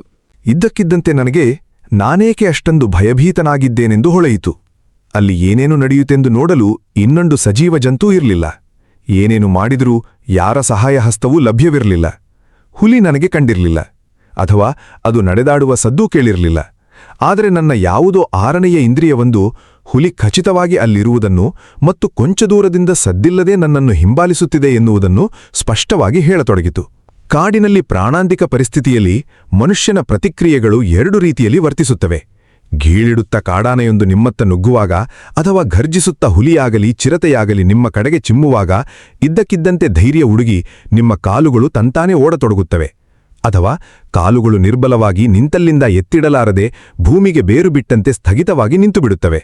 ಇಂತಹ ಸಂದರ್ಭಗಳಲ್ಲಿ ಸಿಲುಕಿದ ಮನುಷ್ಯರು ಗಾಬರಿ ಬೀಳದೆ ಸ್ಪಷ್ಟವಾಗಿ ಆಲೋಚಿಸುವುದು ಅತಿ ವಿರಳ. ಆಲೋಚಿಸಲು ಸಾಕಷ್ಟು ಸಮಯವಿರುವುದು ಅತಿ ವಿರಳ. ಆದರೆ ಈಗ ಈ ಸಂದರ್ಭದಲ್ಲಿ ನನ್ನೆದುರು ಯಾವುದೇ ಗೀಳುಂಡುವ ಕಾಡಾನೆಯೂ ಇರಲಿಲ್ಲ, ಅಥವಾ ಘರ್ಜಿಸುವ ನರಭಕ್ಷಕನೂ ಇರಲಿಲ್ಲ. ಕೇವಲ ನಿಶ್ಶಬ್ದ ಮತ್ತು ನನ್ನ ಬುದ್ಧಿಗೆ ನಿಲುಕದ ಮೂಲಗಳಿಂದ ಬರುತ್ತಿದ್ದ ಎಚ್ಚರಿಕೆ ಅಷ್ಟೇ ಇದ್ದುದು. ಆದರೆ ಅವ್ಯಕ್ತವಾಗಿ ಆ ಜಾಗದಿಂದ ಕೂಡಲೇ ಓಡಿಬಿಡಬೇಕೆಂದು ನನಗೆ ಮನಸ್ಸಾಗತೊಡಗಿತು. ಎಷ್ಟು ಜೋರಾಗಿ ಸಾಧ್ಯವೋ ಅಷ್ಟು ವೇಗವಾಗಿ ಅಲ್ಲಿಂದ ಓಡಿ ಹೋಗಬೇಕೆಂದು ಕಾಲುಗಳು ಚಡಪಡಿಸಿದವು. ಅದನ್ನು ತಡೆದುಕೊಂಡು ಸ್ಪಷ್ಟವಾಗಿ ಯೋಚಿಸಲು ನನ್ನೆಲ್ಲಾ ತಾಳ್ಮೆಯ ಸಂಯಮವನ್ನು ನಾನು ಉಪಯೋಗಿಸಿದೆ. ಹುಲಿಗೆ ಬೇಕಾಗಿದ್ದುದು ನಾನು ಭೀತಿಯಿಂದ ಓಡುವುದು. ಎಲ್ಲಾ ಹುಲಿಗಳು, ನರಭಕ್ಷಕಗಳು ಮಾಡುವುದೇ ಅಷ್ಟು. ತಮ್ಮ ಬಗ್ಗೆ ತಮ್ಮ ಎದುರಾಳಿಗಳೆದೆಯಲ್ಲಿ ಭಯಭೀತಿಯನ್ನು ಹುಟ್ಟಿಸಿ ಅನಂತರ ಅವನು ಸುಲಭವಾಗಿ ಕೊಲ್ಲುತ್ತವೆ. ನನಗೆ ಗೊತ್ತಾಯಿತು, ನಾನೀಗ ನನ್ನ ಹಿಂದೆ ಇರುವ ಈ ಅದೃಶ್ಯ ನರಭಕ್ಷಕನ ದಾಡೆಗಳಿಂದ ಪ್ರಾಣ ಉಳಿಸಿಕೊಳ್ಳಬೇಕಾದರೆ ಓಡುವುದಲ್ಲ, ಅದಕ್ಕೆ ಸಂಪೂರ್ಣ ತದ್ವಿರುದ್ಧವಾಗಿ ವರ್ತಿಸಬೇಕು ಎಂದು. ನರಭಕ್ಷಕ ಹಿಂದೆಲ್ಲೋ ಪೊದಿಗಳೆಡೆಯಲ್ಲಿ ಮೆಲ್ಲಗೆ ನನ್ನನ್ನು ಹಿಂಬಾಲಿಸುತ್ತಿದೆ, ಅಥವಾ ಮುಂದೆ ಹೋಗಿ ಯಾವುದೋ ಪೊದೆಯ ಮರೆಯಲ್ಲಿ ಜಿಗಿಯಲು ಸಿದ್ಧವಾಗಿ ಕುಳಿತಿದೆ, ಅಥವಾ ಅಕ್ಕಪಕ್ಕದಲ್ಲಿ ಎಲ್ಲಾದರೂ ಇರಬಹುದು. ಕತ್ತಲಲ್ಲಿ ನನ್ನ ಟಾರ್ಚಿನ ಪ್ರಕಾಶಮಾನವಾದ ಬೆಳಕು ಕತ್ತಲನ್ನು ಅತ್ತಿತ್ತ ಸೀಳಿ ಬೀಳುತ್ತಿರುವುದರಿಂದ ಅದು ಸಂಶಯದಿಂದಷ್ಟೇ ಇನ್ನೂ ನನ್ನ ಮೈ ಮೇಲೆ ಹಾರದೆ ಸುಮ್ಮನಿದೆ. ಇಲ್ಲದಿದ್ದರೆ ಎಂದೋ ನನ್ನ ಮೇಲೆ ದಾಳಿವಾಡುತ್ತಿತ್ತು. ಇದೇ ನನ್ನನ್ನು ಚಿಂತಿಸುವಂತೆ ಮಾಡಿದ್ದು. ನರಭಕ್ಷಕನೇನಾದರೂ ನನ್ನ ಮೇಲೆ ದಾಳಿ ಮಾಡಬೇಕೆಂದು ನಾನು ಬಯಸಿದರೆ ನಾನು ಮಾಡಬೇಕಾದ್ದು ಇಷ್ಟೇ: ನನ್ನ ಟಾರ್ಚನ್ನು ನಂದಿಸಿ ದಡದಡ ಓಡಬೇಕಿತ್ತು. ನಾನು ವೇಗವಾಗಿ ಯೋಚಿಸಿದೆ. ಯೋಚಿಸುತ್ತಾ ಏನೂ ಆಗದವನಂತೆ ಸ್ವಾಭಾವಿಕವಾಗಿ ನಡೆದು ಆಗೀಗ ಹಿಂದಕ್ಕೂ ಮುಂದಕ್ಕೂ ಟಾರ್ಚ್ ಹಾಕುತ್ತಾ ಸಾಗಿದೆ. ನನ್ನ ಮುಂದಿನ ದಾರಿ ಕಿರಿಡಾಗಿತ್ತು. ಸುಮಾರು 6 ಅಡಿಗಿಂತ ಹೆಚ್ಚು ಅಗಲವಿರಲಿಲ್ಲ. ಕೊಂಚ ದೂರದಲ್ಲಿ ರಸ್ತೆ ಬಲಕ್ಕೆ ತಿರುಗಿತ್ತು. ಆ ತಿರುವಿನಲ್ಲಿ ಒಂದು ದೊಡ್ಡ ಬಂಡೆ ಇರುವುದು ನನಗೆ ಟಾರ್ಚ್ ಬೆಳಕಿನಲ್ಲಿ ಕಂಡಿತು. ಒಂದು ಕಡೆಯಿಂದ ಇಳಿಜಾರಾಗಿದ್ದ ಆ ಬಂಡೆ ಸುಮಾರು 8 ಅಡಿ ಎತ್ತರವಿದ್ದಿರಬಹುದು. ನಾನು ಜೋರಾಗಿ ಓಡಿದರೆ ಅದರ ವೇಗಕ್ಕೆ ಅದರ ಮೇಲೆ ನಡೆದುಕೊಂಡು ಹತ್ತಲು ಸಾಧ್ಯವಿತ್ತು. ನಾನೀಗ ಆ ನರಭಕ್ಷಕ ನನ್ನನ್ನು ನಿಜವಾಗಿ ಹಿಂಬಾಲಿಸುತ್ತಿದ್ದಾನೋ ಇಲ್ಲವೋ ಪತ್ತೆ ಮಾಡಲು ಒಂದು ಉಪಾಯ ಹೂದಿದೆ. ಇದೆಲ್ಲವನ್ನೂ ನಾನು ನಿಧಾನವಾಗಿ ನಡೆಯುತ್ತಾ ಯೋಚಿಸುತ್ತಿದ್ದೆ. ಬಂಡೆ ಹತ್ತಿರಾಗುತ್ತಿತ್ತು. ಸುಮಾರು 100 ಗಜ ದೂರದಲ್ಲಿ ಬಂಡೆಯಿತ್ತು. ಆದರೆ ಓಡಲು ಅದು ತುಂಬಾ ದೂರ ಎನ್ನಿಸಿತು. ದಾಳಿ ಮಾಡುವಾಗ ಹುಲಿಯ ವೇಗ ಏನಿರುತ್ತದೆಂದು ನನಗೆ ಚೆನ್ನಾಗಿ ಗೊತ್ತಿದೆ. ನಾನು ಬಂಡೆ ತಲುಪುವ ಮೊದಲೇ ಮಿಂಚಿನ ವೇಗದಲ್ಲಿ ನನ್ನ ಮೇಲೆರಗಲು ಅದಕ್ಕೆ ಸಾಧ್ಯವಿತ್ತು. ಅಷ್ಟರಲ್ಲಿ ಬಂಡೆ ಸುಮಾರು 50 ಗಜದಷ್ಟು ಹತ್ತಿರವಾಯಿತು. ಈಗ ಸರಿಯಾದ ಸಮಯ ಎಂದುಕೊಂಡು ನನ್ನ ಕೋವಿನ ಬಿಲ್ಲು ಏರಿಸಿಕೊಂಡು ಯಾವ ಕ್ಷಣ ಬೇಕಾದರೂ ಗುಂಡು ಹಾರಿಸಲು ಸನ್ನದ್ಧನಾಗಿ ಒಮ್ಮೆ ಟಾರ್ಚ್ ಬೆಳಕಿನಲ್ಲಿ ಆ ಬಂಡೆಯ ಉದ್ದ, ಅಗಲ, ಆಕಾರ, ಎತ್ತರಗಳನ್ನು ಮನಸ್ಸಿನಲ್ಲೇ ಖಚಿತಪಡಿಸಿಕೊಂಡೆ. ಇದ್ದಕ್ಕಿದ್ದಂತೆ ಟಾರ್ಚ್ ಆರಿಸಿ ನನ್ನ ಕೈಯಲ್ಲಾದಷ್ಟು ವೇಗದಲ್ಲಿ ಆ ಬಂಡೆ ಕಡೆಗೆ ಓಡಿದೆ. ನನ್ನ ಟಾರ್ಚ್ ಆರಿಸಿದ ಕೂಡಲೇ ಕಣ್ಣು ಕತ್ತಲೆ ಬಂದಂತೆ ಕತ್ತಲು ಕವಿಯಿತು. ಅದಕ್ಕೆ ನಾನು ಮೊದಲೇ ಬಂಡೆಯ ಇರವನ್ನು, ದೂರವನ್ನು ಖಚಿತಪಡಿಸಿಕೊಂಡಿದ್ದು. ಹುಲಿಗೆ ತನ್ನ ಎದುರಾಳಿಯ ತಂತ್ರ ಅರ್ಥಮಾಡಿಕೊಳ್ಳಲು 1-2 ಕ್ಷಣ ಬೇಕಾಗಿದೆ. ನಾನು ಓಡುತ್ತಾ ಹುಲಿಯಿದೆ ಎನ್ನುವುದು ನನ್ನ ಭ್ರಮೆಯಿರಬಹುದು ಎಂದು ಅನುಮಾನಿಸುತ್ತಿದ್ದೆ. ಅಷ್ಟರೊಳಗೆ ಎದೆ ನಡುಗಿಸುವಂತೆ ಬೆನ್ನಿ ಹಿಂದಿನಿಂದ ಹುಲಿಯ ಘರ್ಜನೆ ಕೇಳಿತು. ನರಭಕ್ಷಕ ನಾನು ಓಡಿದ್ದನ್ನು ನೋಡಿ ತನ್ನ ಅಂತಿಮ ದಾಳಿಯನ್ನು ಆರಂಭಿಸಿತ್ತು. ಬೆನ್ನಿ ಹಿಂದಿನಿಂದ ಘರ್ಜನೆ ಕೇಳಿ ನಾನು ಇನ್ನೂ ಜೋರಾಗಿ ಓಡಲೆತ್ನಿಸಿದೆ. ಆಗಲಿಲ್ಲ. ಯಾಕೆಂದರೆ ನಾನು ಓಡುತ್ತಿದ್ದುದೇ ನನ್ನ ಗರಿಷ್ಠ ವೇಗದಲ್ಲಿ. ನಾನು ಹುಲಿಗಿಂತ ಕೆಲವೇ ಅಡಿಗಳ ಮುಂದೆ ಬಂಡೆಯನ್ನು ತಲುಪಿದ್ದೆ. ಬಂಡೆಯ ಇಳಿಜಾರಿನ ಮೇಲೆ ಚಿಮ್ಮಿ ನೆತ್ತಿಯತ್ತ ಹತ್ತಿ ಚಕ್ಕನ ತಿರುಗಿ ಟಾರ್ಚ್ ಹತ್ತಿದೆ. ಹುಲಿ ಸರಿಯಾಗಿ ಬಂಡೆಯ ಬುಡದಲ್ಲಿತ್ತು. ನನ್ನ ಮೇಲೆ ಜಿಗಿಯಲು ನೆಲದ ಮೇಲೆ ಕೌಚಿ ಕುಳಿತಿತ್ತು. ನನ್ನ ಕೋವಿನ ಗುಂಡು ಭೀಕರ ಆಸ್ಫೋಟನೆಯೊಂದಿಗೆ ಹಾರಿತು. ಆಸ್ಫೋಟನೆಯ ಸದ್ದಿಗೆ ಬೆದರಿದ ಹುಲಿ ಹಿಮ್ಮೊಗವಾಗಿ ಒಂದು ಪಲ್ಟಿ ಹೊಡೆಯಿತು. ಅಷ್ಟರಲ್ಲಿ ನನ್ನ ರೈಫಲ್ನಲ್ಲಿ ಇನ್ನೊಂದು ಗುಂಡು ಸಿದ್ಧವಾಗಿತ್ತು. ಮತ್ತೆ ಹುಲಿಗೆ ಗುರಿ ಹಿಡಿದು ಗುಂಡು ಹಾರಿಸಿದೆ. ಏನೂ ಆಗಲಿಲ್ಲ. ಗುಂಡು ಸಿಡಿಯಲಿಲ್ಲ. ಹುಲಿ ಇನ್ನೊಮ್ಮೆ ಭೀಕರವಾಗಿ ಘರ್ಜಿಸಿ ನನ್ನ ಎಡಕ್ಕಿ ನೆಗೆದು ಕಾಡಿನ ಎತ್ತರವಾದ ಹುಲ್ಲಿನ ನಡುವೆ ಮಾಯವಾಯಿತು. ಅದರ ಕಡೆಗೆ ನಾನು ಇನ್ನೊಂದು ತೋಟ ತುಂಬಿ ಗುಂಡು ಹಾರಿಸಿದೆ. ಹುಲಿ ಕಾಡಿನಲ್ಲಿ ಮಾಯವಾಯಿತು. ನನ್ನ ಕೊನೆಯ ಗುಂಡು ತಪ್ಪಿಹೋಯಿತು. ನಾನು ಮೊದಲ ಗುಂಡು ಹೊಡೆದಾಗ ತುಂಬಾ ಗಾಬರಿಯಾಗಿದ್ದೆ. ಆದರೆ ಎರಡನೇ ಬಾರಿ ಹಾರಿಸಿದ ಗುಂಡು ತಪ್ಪಿ ದೂರದ ಗುಲ್ಹತ್ತಿ ಬೆಟ್ಟದ ತಪ್ಪಲಿನ ಬಂಡೆಗಳಿಗೆ ತಾಗಿ ಚಿಮ್ಮಿದ ಸದ್ದು ನನಗೆ ಕೇಳಿತು. ಹುಲಿ ಗುರುಗುಡುವಿಕೆ ನಿಂತಿತು. ಹುಲಿಗೆ ನನ್ನ ಎರಡನೇ ಗುಂಡು ತಾಗಿದೆ, ಅಥವಾ ನನ್ನ ಮೊದಲ ಗುಂಡಿನ ಏಟಿಗೆ ನೆಲಕ್ಕುರುಳಿತೆ, ಅಥವಾ ಎರಡೂ ತಾಗಿದೆಯೇ, ಅಥವಾ ಎರಡೂ ತಪ್ಪಿಹೋದವೆ, ಅಥವಾ ಅದಕ್ಕಿಂತ ದೊಡ್ಡ ಅನಾಹುತವೆಂದರೆ ಹುಲಿ ಗಾಯಗೊಂಡು ಪಾರಾಯಿಕೆಯೇ. ಹುಲಿ ಓಡಿಹೋದ ಜಾಗದತ್ತ ನನ್ನ ಟಾರ್ಚಿನ ಬೆಳಕನ್ನು ಬಿಡುತ್ತಾ ಬಂಡೆಯ ಮೇಲೆ ಕುಳಿತು ಸುಧಾರಿಸಿಕೊಂಡು ಯೋಚಿಸಿದೆ. ಬಂಡೆಯ ಮೇಲಕ್ಕೆ ಓಡಿ ಬಂದಿದ್ದರಿಂದ ಎದುಬಿರು ಬಂದಿತ್ತು. ಹೃದಯ ಡಬಡಬ ಹೊಡೆದುಕೊಳ್ಳುತ್ತಿತ್ತು. ಕೊಂಚ ಹೊತ್ತು ಸುಧಾರಿಸಿಕೊಂಡು ಮನಸ್ಸಮಾಧಾನ ಆದ ನಂತರ ನಾನು ಎಷ್ಟು ಸ್ವಲ್ಪದಲ್ಲಿ ಸಾವಿನಿಂದ ಪಾರಾದನೆ ಎಂದು ಹೊಳೆಯಿತು. ನನ್ನ ರೈಫಲ್ನಲ್ಲಿ 5 ಗುಂಡುಗಳನ್ನು ಹಾಕಬಹುದಿತ್ತು. ಗುಂಡು ಹಾರದ ತೋಟವೇನಾದರೂ ಮೊದಲಿನದೇ ಆಗಿದ್ದು ಹುಲಿ ಬಂಡೆಯ ಬಳಿ ನನ್ನ ಮೇಲೆ ಜಿಗಿಯಲು ಸಿದ್ಧವಾಗಿದ್ದಾಗ ಅದು ಹಾರದಿದ್ದರೆ ಹುಲಿ ಖಂಡಿತ ನನ್ನನ್ನು ಕೊಲ್ಲುತ್ತಿತ್ತು. ನನಗೆ ಆ ತೋಟವನ್ನು ಹರಕೆಳೆದು ಇನ್ನೊಂದು ಗುಂಡು ಹಾರಿಸಲು ತಕ್ಕಷ್ಟು ಸಮಯ ಖಂಡಿತ ಇರಲಿಲ್ಲ. ಅಷ್ಟೇ ಅಲ್ಲ, ಹುಲಿ ನನಗೆ ಕೊಂಚ ಹತ್ತಿರದಲ್ಲಿಯೇ ಹಿಂಬಾಲಿಸುತ್ತಿದ್ದರೆ ಅಥವಾ ಎಡಕ್ಕೋ ಬಲಕ್ಕೋ ಇದ್ದರೆ ನಾನು ಓಡುವಾಗಲೇ ನನ್ನ ಮೇಲೆ ಹಾರಿ ಅಪ್ಪಳಿಸಿಬಿಡುವ ಸಾಧ್ಯತೆ ಇತ್ತು. ಹುಲಿಗೀಗ ಏನಾಗಿರಬಹುದು ಎಂದು ಆಶ್ಚರ್ಯಪಟ್ಟೆ. ಬಂಡೆಯ ಬಳಿ ಹುಲಿಗೆ ಅಷ್ಟೊಂದು ಹತ್ತಿರದಿಂದ ಹಾರಿಸಿದ ಗುಂಡು ತಪ್ಪಿದ್ದಾದರೂ ಹೇಗೆ? ನಾನು ಬಂಡೆಯ ಬಳಿಗೆ ಎದುಬಿರು ಬಿಡುತ್ತಾ ಓಡೋಡಿ ಬಂದಿದ್ದೆ. ಆ ಸುಸ್ತು, ಭಯ, ಆತಂಕ ಇತ್ಯಾದಿಗಳ ದೆಸೆಯಿಂದ ನಾನು ಸರಿಯಾಗಿ ಗುರಿಯಿಡುವ ಮೊದಲೇ ಕೋವಿನ ಬಿಲ್ಲನ್ನು ಒತ್ತಿಬಿಟ್ಟಿದ್ದೇನೆ. ಹಾಗಾಗಿ ಹುಲಿಗೆ ಗುಂಡು ತಾಗಿಯೇ ಇಲ್ಲ. ಅಥವಾ ಕೊಂಚ ಎಲ್ಲೋ ಗಾಯವಾಗಿರಬಹುದು.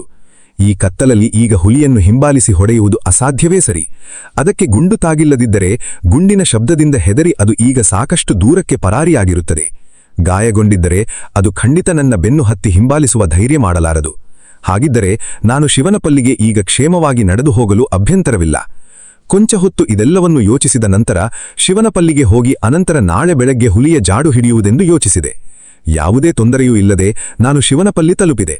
ನಾಳೆ ಬೆಳಗ್ಗೆ ನಾನು ಮಾಡಬೇಕಾದುದನ್ನೇ ಯೋಚಿಸುತ್ತಾ ಟೀ ಮಾಡಿ ಕುಡಿದು ಊಟಕ್ಕೆ ಸಿದ್ಧನಾದೆ. ತುಂಬಾ ಹಸಿವಾಗಿತ್ತು. ಶಿವನಪಲ್ಲಿಯಲ್ಲಿ ಕಾಡಿನ ವಾಸಿಗಳಾದ ಸೋಲಿಗರಾಗಲಿ, ಜೇನುಕುರುಬರಾಗಲಿ, ಪೂಜಾರಿಗಳಾಗಲಿ ಇರಲಿಲ್ಲ. ಆದರೆ ನನ್ನ ಹಳೆಯ ಗೆಳೆಯನೊಬ್ಬ ಇಂದ. ವರ್ಣರಂಜಿತ ವ್ಯಕ್ತಿತ್ವದ ಆತನ ಹೆಸರು ಶೇರ್ ಖಾನ್ ಎಂದು. ಅವನೊಬ್ಬ ಕಾಡಿನ ಕಳ್ಳ. ಮರ ಕಡಿದು ಸಾಗಿಸುವುದು, ಪ್ರಾಣಿಗಳನ್ನು ಅಕ್ರಮವಾಗಿ ಹೊಡೆಯುವುದು, ಜೊತೆಗೆ ಕೆಲವು ಸಣ್ಣಪುಟ್ಟ ಢಕಾಯಿತಿಗಳಿಗೂ ಕಾರಣಕರ್ತನೆಂದು ಅನುಮಾನಿಸಲ್ಪಟ್ಟಿದ್ದ. ಗಾಡಿಯಲ್ಲಿ ಭತ್ತ ತುಂಬಿಕೊಂಡು ದೆನುಕನಿಕೊಟ್ಟದಿಂದ ಅಂಚೆಟ್ಟಿಗ ರೈತರು ಒಯ್ಯುತ್ತಿರಬೇಕಾದರೆ ಕಾಡುದಾರಿಯಲ್ಲಿ ರಾತ್ರಿ ಈತನ ಅವುಗಳನ್ನು ದೋಚಿದ್ದನೆಂದು ಎಲ್ಲರೂ ಸಂಶಯಿಸುತ್ತಿದ್ದರು. ಆ ಢಕಾಯಿತಿಗಳು ತುಂಬಾ ಸರಳವಾಗಿಯೂ ಪರಿಣಾಮಕಾರಿಯಾಗಿಯೂ ಇದ್ದವು. ಗಾಡಿಗಳು ಧಾನ್ಯ ತುಂಬಿಕೊಂಡು ಸಾಧಾರಣವಾಗಿ ಸಂಜೆಯಾದ ಮೇಲೆ ಹೊರಡುತ್ತಿದ್ದವು. ತಂಪು ಹೊತ್ತಿನಲ್ಲಿ ಪ್ರಯಾಣ ಮಾಡಿದರೆ ಎತ್ತುಗಳಿಗೆ ಹೆಚ್ಚು ದಣಿವಾಗುವುದಿಲ್ಲ. ಸಾಧಾರಣವಾಗಿ 5-6 ಗಾಡಿಗಳು ಒಂದರ ಹಿಂದೆ ಒಂದು ಸಾಲು ಕಟ್ಟಿಕೊಂಡು ಸಾಗುತ್ತವೆ. ಕಾಡಾನಗಳ, ಹುಲಿಗಳ ಹಾವಳಿಯನ್ನು ತಡೆಯುವುದಕ್ಕಾಗಿ ಗಾಡಿಗಳು ಈ ರೀತಿ ಗುಂಪಿನಲ್ಲಿ ಹೋಗುವುದು. ಜೊತೆಗೆ ಕಾಡಿನ ದೆವ್ವ ಪಿಶಾಚಿಗಳ ಭಯವೂ ಇದಕ್ಕೆ ಕಾರಣ. ಹೆದ್ದಾರಿಯ ದರೋಡೆ ಎನ್ನುವುದು ಅಲ್ಲಿಯವರೆಗೂ ಯಾರೂ ಕಂಡು ಕೇಳಿದ್ದಿಲ್ಲ. ಮೊಟ್ಟಮೊದಲು ಪೊಲೀಸರಿಗೆ ವರದಿಯಾದ ಢಕಾಯಿತಿ ಎಂದರೆ ಅಂಚೆಟ್ಟಿಗೆ ದೆನುಕನಿಕೊಟ್ಟದಿಂದ ಅಕ್ಕಿ ತುಂಬಿಕೊಂಡು ಹೋಗುತ್ತಿದ್ದ 5 ಎತ್ತಿನ ಗಾಡಿಗಳದ್ದು. ಅವುಗಳು ಕಾಡಿನ ಘಾಟಿ ರಸ್ತೆಯಲ್ಲಿ ಹೋಗುತ್ತಿದ್ದವು. ರಾತ್ರಿ 1 ಗಂಟೆ ಸಮಯ. ಗಾಡಿ ಹೊಡೆಯುವವರೆಲ್ಲ ಅರೆ ನಿದ್ದೆಯಲ್ಲಿದ್ದರು. ಆಗ ಇದ್ದಕ್ಕಿದ್ದಂತೆ ಕತ್ತಲಿಂದ ಒಂದು ದನಿ ಕೇಳಿತು. ಗಟ್ಟಿಯಾಗಿ ಕರ್ಕಶವಾಗಿದ್ದ ಆ ಧನಿಗೆ ಗಾಡಿ ಹೊಡೆಯುವವರೆಲ್ಲ ಬೆಚ್ಚಿಬಿದ್ದು ಎಚ್ಚರಾದರು. ಅವರಿಗೆ ರಸ್ತೆ ಬದಿಯಲ್ಲಿ ಯಾರೂ ಕಾಣಲಿಲ್ಲ. ಆದರೆ ಧನಿಲ್ ಹೇಳಿತು, ದಾರಿ ಬದಿಯಲ್ಲಿ ಢಕಾಯಿತರ ಗ್ಯಾಂಗು ಕೋವಿ ಹಿಡಿದು ಸಿದ್ಧರಾಗಿದ್ದಾರೆ. ನೀವಾರಾದರೂ ಗಲಾಟೆ ಮಾಡಿದರೆ ಅಷ್ಟು ಜನರು ಸಾಯುತ್ತೀರಿ. ಅದಕ್ಕೆ ಬದಲಾಗಿ ನೀವು ಹೇಳಿದಂತೆ ಕೇಳಿದರೆ ಕ್ಷೇಮವಾಗಿ ಪಾರಾಗುತ್ತೀರಿ. ಮೊದಲು ಗಾಡಿಗಳಿಂದ ಇಳಿಯಿರಿ. ಇಳಿದು 1 ಮೈಲಿ ಹಿಂದಕ್ಕೆ ಹೋಗಿ 10ನೇ ಮೈಲಿ ಕಲ್ಲಿನ ಬಳಿ ಕುಳಿತುಕೊಳ್ಳಿ. ಅಲ್ಲಿ ಬೆಂಕಿ ಹಾಕಿ ಕುಳಿತುಕೊಂಡು ಬೆಳಗಾದ ಮೇಲೆ ಬನ್ನಿ. ಬಂದು ನಿಮ್ಮ ಗಾಡಿಗಳನ್ನು ನೀವು ಒಯ್ಯಬಹುದು. ನಮ್ಮವನೊಬ್ಬ ನಿಮ್ಮನ್ನು ಹಿಂಬಾಲಿಸುತ್ತಾನೆ. ನೀವೇನಾದರೂ ಹೇಳಿದಂತೆ ಮಾಡಲಿಲ್ಲವೋ ನಿಮಗೆ ಗುಂಡು ಹಾರಿಸಿ ಕೊಲ್ಲಲು ಹೇಳಿದ್ದೇವೆ. ನಡೆಯಿರಿ. ನೀವೆಲ್ಲ ಬಡವರು. ನಿಮ್ಮನ್ನು ತೊಂದರೆಗೀಡು ಮಾಡುವುದಿಲ್ಲ. ನಮಗೆ ಬೇಕಿರುವುದು ನಿಮ್ಮ ಗಾಡಿಗಳಲ್ಲಿರುವ ಸಾಹುಕಾರರ ಸ್ವತ್ತು. ಗಾಡಿ ಹೊಡೆಯುವವರು ತಮ್ಮ ಜೀವ ಉಳಿಯಿತಲ್ಲ ಎಂದು ಕೃತಜ್ಞತೆಯಿಂದ ಆ ದನಿಯ ಆಜ್ಞೆಗಳನ್ನು ಅಕ್ಷರಶಃ ಪಾಲಿಸಿದರು. ಬೆಳಿಗ್ಗೆ ಹಿಂದಿರುಗಿ ಬಂದಾಗ ಅವರ ಗಾಡಿಗಳು ಎಲ್ಲಿದ್ದವೋ ಅಲ್ಲೇ ಇದ್ದವು. ಆದರೆ ಅವರ ಗಾಡಿಗಳೊಳಗಿದ್ದ ಹಲವು ಅಕ್ಕಿ ಮೂಟೆಗಳು ಮಾತ್ರ ನಾಪತ್ತೆಯಾಗಿದ್ದವು.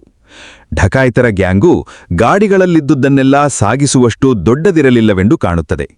ಇದು ಆ ಹೆದ್ದಾರಿಯಲ್ಲಿ 4 ಬಾರಿ ನಡೆಯಿತು. ಅನಂತರ ಈ ದಾರಿಗೆ ಪೊಲೀಸು ಪಹರೆ ಹಾಕಲಾಯಿತು. ಕೆಲವರು ಹಳ್ಳಿಯ ಪುಂಡರನ್ನು ಬಂಧಿಸಿ ಪೊಲೀಸರು ಲಾಕಪ್ಪಿಗೆ ಹಾಕಿ ಚೆನ್ನಾಗಿ ಚೆಚ್ಚಿದರು. ಇದರಲ್ಲಿ ಶೇರ್ ಖಾನ್ ಸಹ ಒಬ್ಬ. ಆದರೆ ಅವರೆಲ್ಲ ತಮಗೆ ಈ ಬಗ್ಗೆ ಏನೂ ಗೊತ್ತಿಲ್ಲ, ತಾವು ನಿರಪರಾಧಿಗಳೆಂದು ಹೇಳಿದ್ದರಿಂದ ಪೊಲೀಸರು ಯಾರ ಮೇಲೂ ಮೊಕದ್ದಮೆ ಹೂಡಲಾಗಲಿಲ್ಲ. ಇಂತಹದೊಂದು ಸಂದರ್ಭದಲ್ಲೇ ನನಗೆ ಶೇರ್ ಖಾನ್ ಪರಿಚಯವಾಗಿದ್ದು. ಆತ ಆಗತಾನೇ ಪೊಲೀಸರ ಆತಿಥ್ಯದಿಂದ ಹಿಂದಿರುಗಿದ್ದ. ನಿರಪರಾಧಿಯಾದ ತನಗೆ ಪೊಲೀಸರಿಂದ ಎಂಥ ಅನ್ಯಾಯವಾಯಿತು ಎಂದು ತಾರಸ್ವರದಲ್ಲಿ ಕೂಗಾಡಿ ತನ್ನಂಥ ಒಳ್ಳೆ ಮನುಷ್ಯನಿಗೆ ಈ ಲೋಕದಲ್ಲಿ ಸ್ಥಳವಿಲ್ಲವೆಂದು ದುಃಖಿಸಿದ. ಆದರೆ ಅವನ ಕಣ್ಣುಗಳಲ್ಲಿ ಕಿಡಿಗೇಡಿಯ ಹೊಳಪು ಮಾತ್ರ ಚೆನ್ನಾಗಿ ನನಗೆ ಕಂಡಿತು. ಅವನಿಗಾಗಿರುವ ಅನ್ಯಾಯದ ಬಗ್ಗೆ ನನಗೆ ಅಷ್ಟೊಂದೇನೂ ದುಃಖವಾಗಲಿಲ್ಲ. ಈ ಸಾಭಿ ತುಂಬಾ ಧೈರ್ಯಶಾಲಿ ಮತ್ತು ಒರಟ. ಶೇರ್ ಖಾನ್ ಎಂದರೆ ಹುಲಿಗಳ ನಾಯಕ ಎಂದರ್ಥ. ಅದಕ್ಕೆ ತಕ್ಕಂತಿದ್ದ ಅವನ ವ್ಯಕ್ತಿತ್ವ ನನಗೆ ತುಂಬಾ ಹಿಡಿಸಿತು. ಹಾಗಾಗಿ ಶೇರ್ ಖಾನ್ ನನ್ನ ಮಿತ್ರನಾದ. ಶಿವನಪಳ್ಳಿಗೆ ಹೋದಾಗೆಲ್ಲ ಅವನ ಮನೆಗೆ ಭೇಟಿ ಕೊಟ್ಟು ಚಹಾ ಕುಡಿಯುವುದು ನನ್ನ ಅಭ್ಯಾಸವಾಗಿತ್ತು. ಜೊತೆಗೆ ನಾನೆಂಥ ಕೆಲಸಕ್ಕೆ ಆತನನ್ನು ಕರೆದರೂ ಸಹಾಯ ಸಿದ್ಧವಾಗಿರುತ್ತಿತ್ತು. ಆದ್ದರಿಂದಲೇ ಬೆಳಗಾದ ಕೂಡಲೇ ನಾನು ನೇರವಾಗಿ ಶೇರ್ ಖಾನ್ ಹತ್ತಿರ ಹೋಗಿ ಹಿಂದಿನ ರಾತ್ರಿ ನಡೆದ ಘಟನೆಗಳನ್ನೆಲ್ಲ ತಿಳಿಸಿ ಸ್ವಲ್ಪ ಸಹಾಯ ಮಾಡಬೇಕೆಂದು ಹೇಳಿದೆ. ನಾನು ಹೊಡೆದ ಮೊದಲ ಗುಂಡು ಹುಲಿಗೆ ತಾಗಿರಲೇಬೇಕೆಂದು ನನಗೆ ಬಲವಾದ ಸಂಶಯವಿತ್ತು. ಈಗ ನಾವು ಗಾಯದ ಹುಲಿಯನ್ನು ಕಾಡಿನಲ್ಲಿ ಹುಡುಕಬೇಕಿತ್ತು. ಅದಕ್ಕಾಗಿ ಇನ್ನೊಬ್ಬರ ಸಹಾಯ ಅಗತ್ಯವಾಗಿತ್ತು. ರಕ್ತದ ಕಲೆಗಳನ್ನು ಎಲೆಗಳ ಮೇಲೆ, ಗಿಡಬಳ್ಳಿಗಳ ಮೇಲೆ ಹುಡುಕುತ್ತಾ ಗಾಯದ ಹುಲಿಯ ಜಾಡು ಹಿಡಿದು ಮುಂದುವರಿಯುವುದಕ್ಕೆ ಅಗಾಧ ಏಕಾಗ್ರತೆಯ ಅವಶ್ಯಕತೆಯಿದೆ. ಒಬ್ಬನೇ ಈ ರೀತಿ ಏಕಾಗ್ರತೆಯಿಂದ ನೋಡುತ್ತಾ ಮುಂದುವರಿಯುತ್ತಿದ್ದರೆ ಗಾಯದ ಹುಲಿ ನಮ್ಮ ಎಡಕ್ಕೋ ಬಲಕ್ಕೋ ಹುದುಗಿ ಕುಳಿತಿದ್ದು ಹಠಾತ್ತಾಗಿ ನಮ್ಮ ಮೇಲೆ ನೆಗೆಯುವ ಸಂಭವ ತುಂಬಾ ಇದೆ. ಅಥವಾ ನಾವು ಗಮನವಿಟ್ಟು ಹುಲಿಯ ಜಾಡನ್ನೇ ನೋಡುತ್ತಾ ಮುಂದುವರಿಯುತ್ತಿರಬೇಕಾದರೆ ಗಾಯದ ಹುಲಿ ನಮ್ಮನ್ನೇ ಹಿಂಬಾಲಿಸುತ್ತಾ ನಮ್ಮನ್ನು ಮುಗಿಸಲು ಸುಸಮಯ ಕಾಯುವ ಸಾಧ್ಯತೆಯೂ ಇದೆ. ನಾವೇನಾದರೂ ಅತ್ತಿತ್ತ ನೋಡುತ್ತಾ ಹುಲಿಯನ್ನು ನಿರೀಕ್ಷಿಸುತ್ತಾ ಮುಂದುವರೆದರೆ ಹುಲಿಯ ಜಾಡೇ ಮಾಯವಾಗಿ ಕಾಡಿನಲ್ಲಿ ದಾರಿ ತಪ್ಪಿ ಅಲೆಯಬೇಕಾಗುತ್ತದೆ. ಹುಲಿಯ ಜಾಡು ಹಿಡಿಯುವುದು ಮತ್ತು ಹುಲಿಯ ದಾಳಿಯ ಬಗ್ಗೆ ಎಚ್ಚರವಿರುವುದು ಎರಡೂ ಕೆಲಸಗಳನ್ನು ಒಬ್ಬನೇ ಮಾಡಿಕೊಂಡು ಮುಂದುವರಿಯಲು ಸಾಧ್ಯವಿಲ್ಲ ಎನ್ನುವುದನ್ನು ನಾನು ಅನುಭವದಿಂದ ಅರಿತಿದ್ದೇನೆ. ಒಬ್ಬ ಹುಲಿಯ ಜಾಡನ್ನು ಪತ್ತೆ ಮಾಡುತ್ತಾ ಮುಂದುವರಿಯಬೇಕಾದರೆ ಇನ್ನೊಬ್ಬ ಕೋವಿ ಹಿಡಿದು ಯಾವ ಕ್ಷಣದಲ್ಲಾದರೂ ದಾಳಿ ಮಾಡಬಹುದಾದ ಹುಲಿಗೆ ಸಿದ್ಧರಾಗಿರುವುದೇ ಗಾಯದ ಹುಲಿ ಹುಡುಕುವ ಸರಿಯಾದ ಮಾರ್ಗ. ಇಂಥ ಕೆಲಸಗಳಲ್ಲಿ ಒಬ್ಬರ ಜೀವ ಇನ್ನೊಬ್ಬರ ಕೈಯಲ್ಲಿರುತ್ತದೆ. ಶೇರ್ ಖಾನ್ ನಾನು ಸಹಾಯ ಕೇಳುತ್ತಿದ್ದಂತೆಯೇ ಮರುಮಾತನಾಡದೆ ಓಹೋ ಆಗಲಿ ಎಂದು ಸಮ್ಮತಿಸಿದ. ಆದರೆ ಒಂದು ಕರಾರು ಹಾಕಿದ. ನಾವಿಬ್ಬರೂ ಸಾಂಪ್ರದಾಯದಂತೆ ಅಲ್ಲಿ ಕುಳಿತು ಸರಿಯಾಗಿ ಟೀ ಸೇವಿಸಿದ ಅನಂತರವೇ ಮುಂದಿನ ಕಾರ್ಯಕ್ರಮ ಎಂದ. ಕೈ ಚಪ್ಪಾಣೆ ತಟ್ಟಿದ ಕೂಡಲೇ ಅವನ 4 ಹೆಣ್ಣರಲ್ಲಿ ಒಬ್ಬಳು ಬಾಗಿಲಲ್ಲಿ ಇಣುಕಿದಳು. ಸಾಹೇಬರಿಗೆ ಏಕ್ ಅಚ್ಛಾ ಚಾ, ಫಸ್ಟ್ ಕ್ಲಾಸ್ ಎಂದು ಚಾ ಮಾಡಲು ಆರ್ಡರ್ ಕೊಟ್ಟ.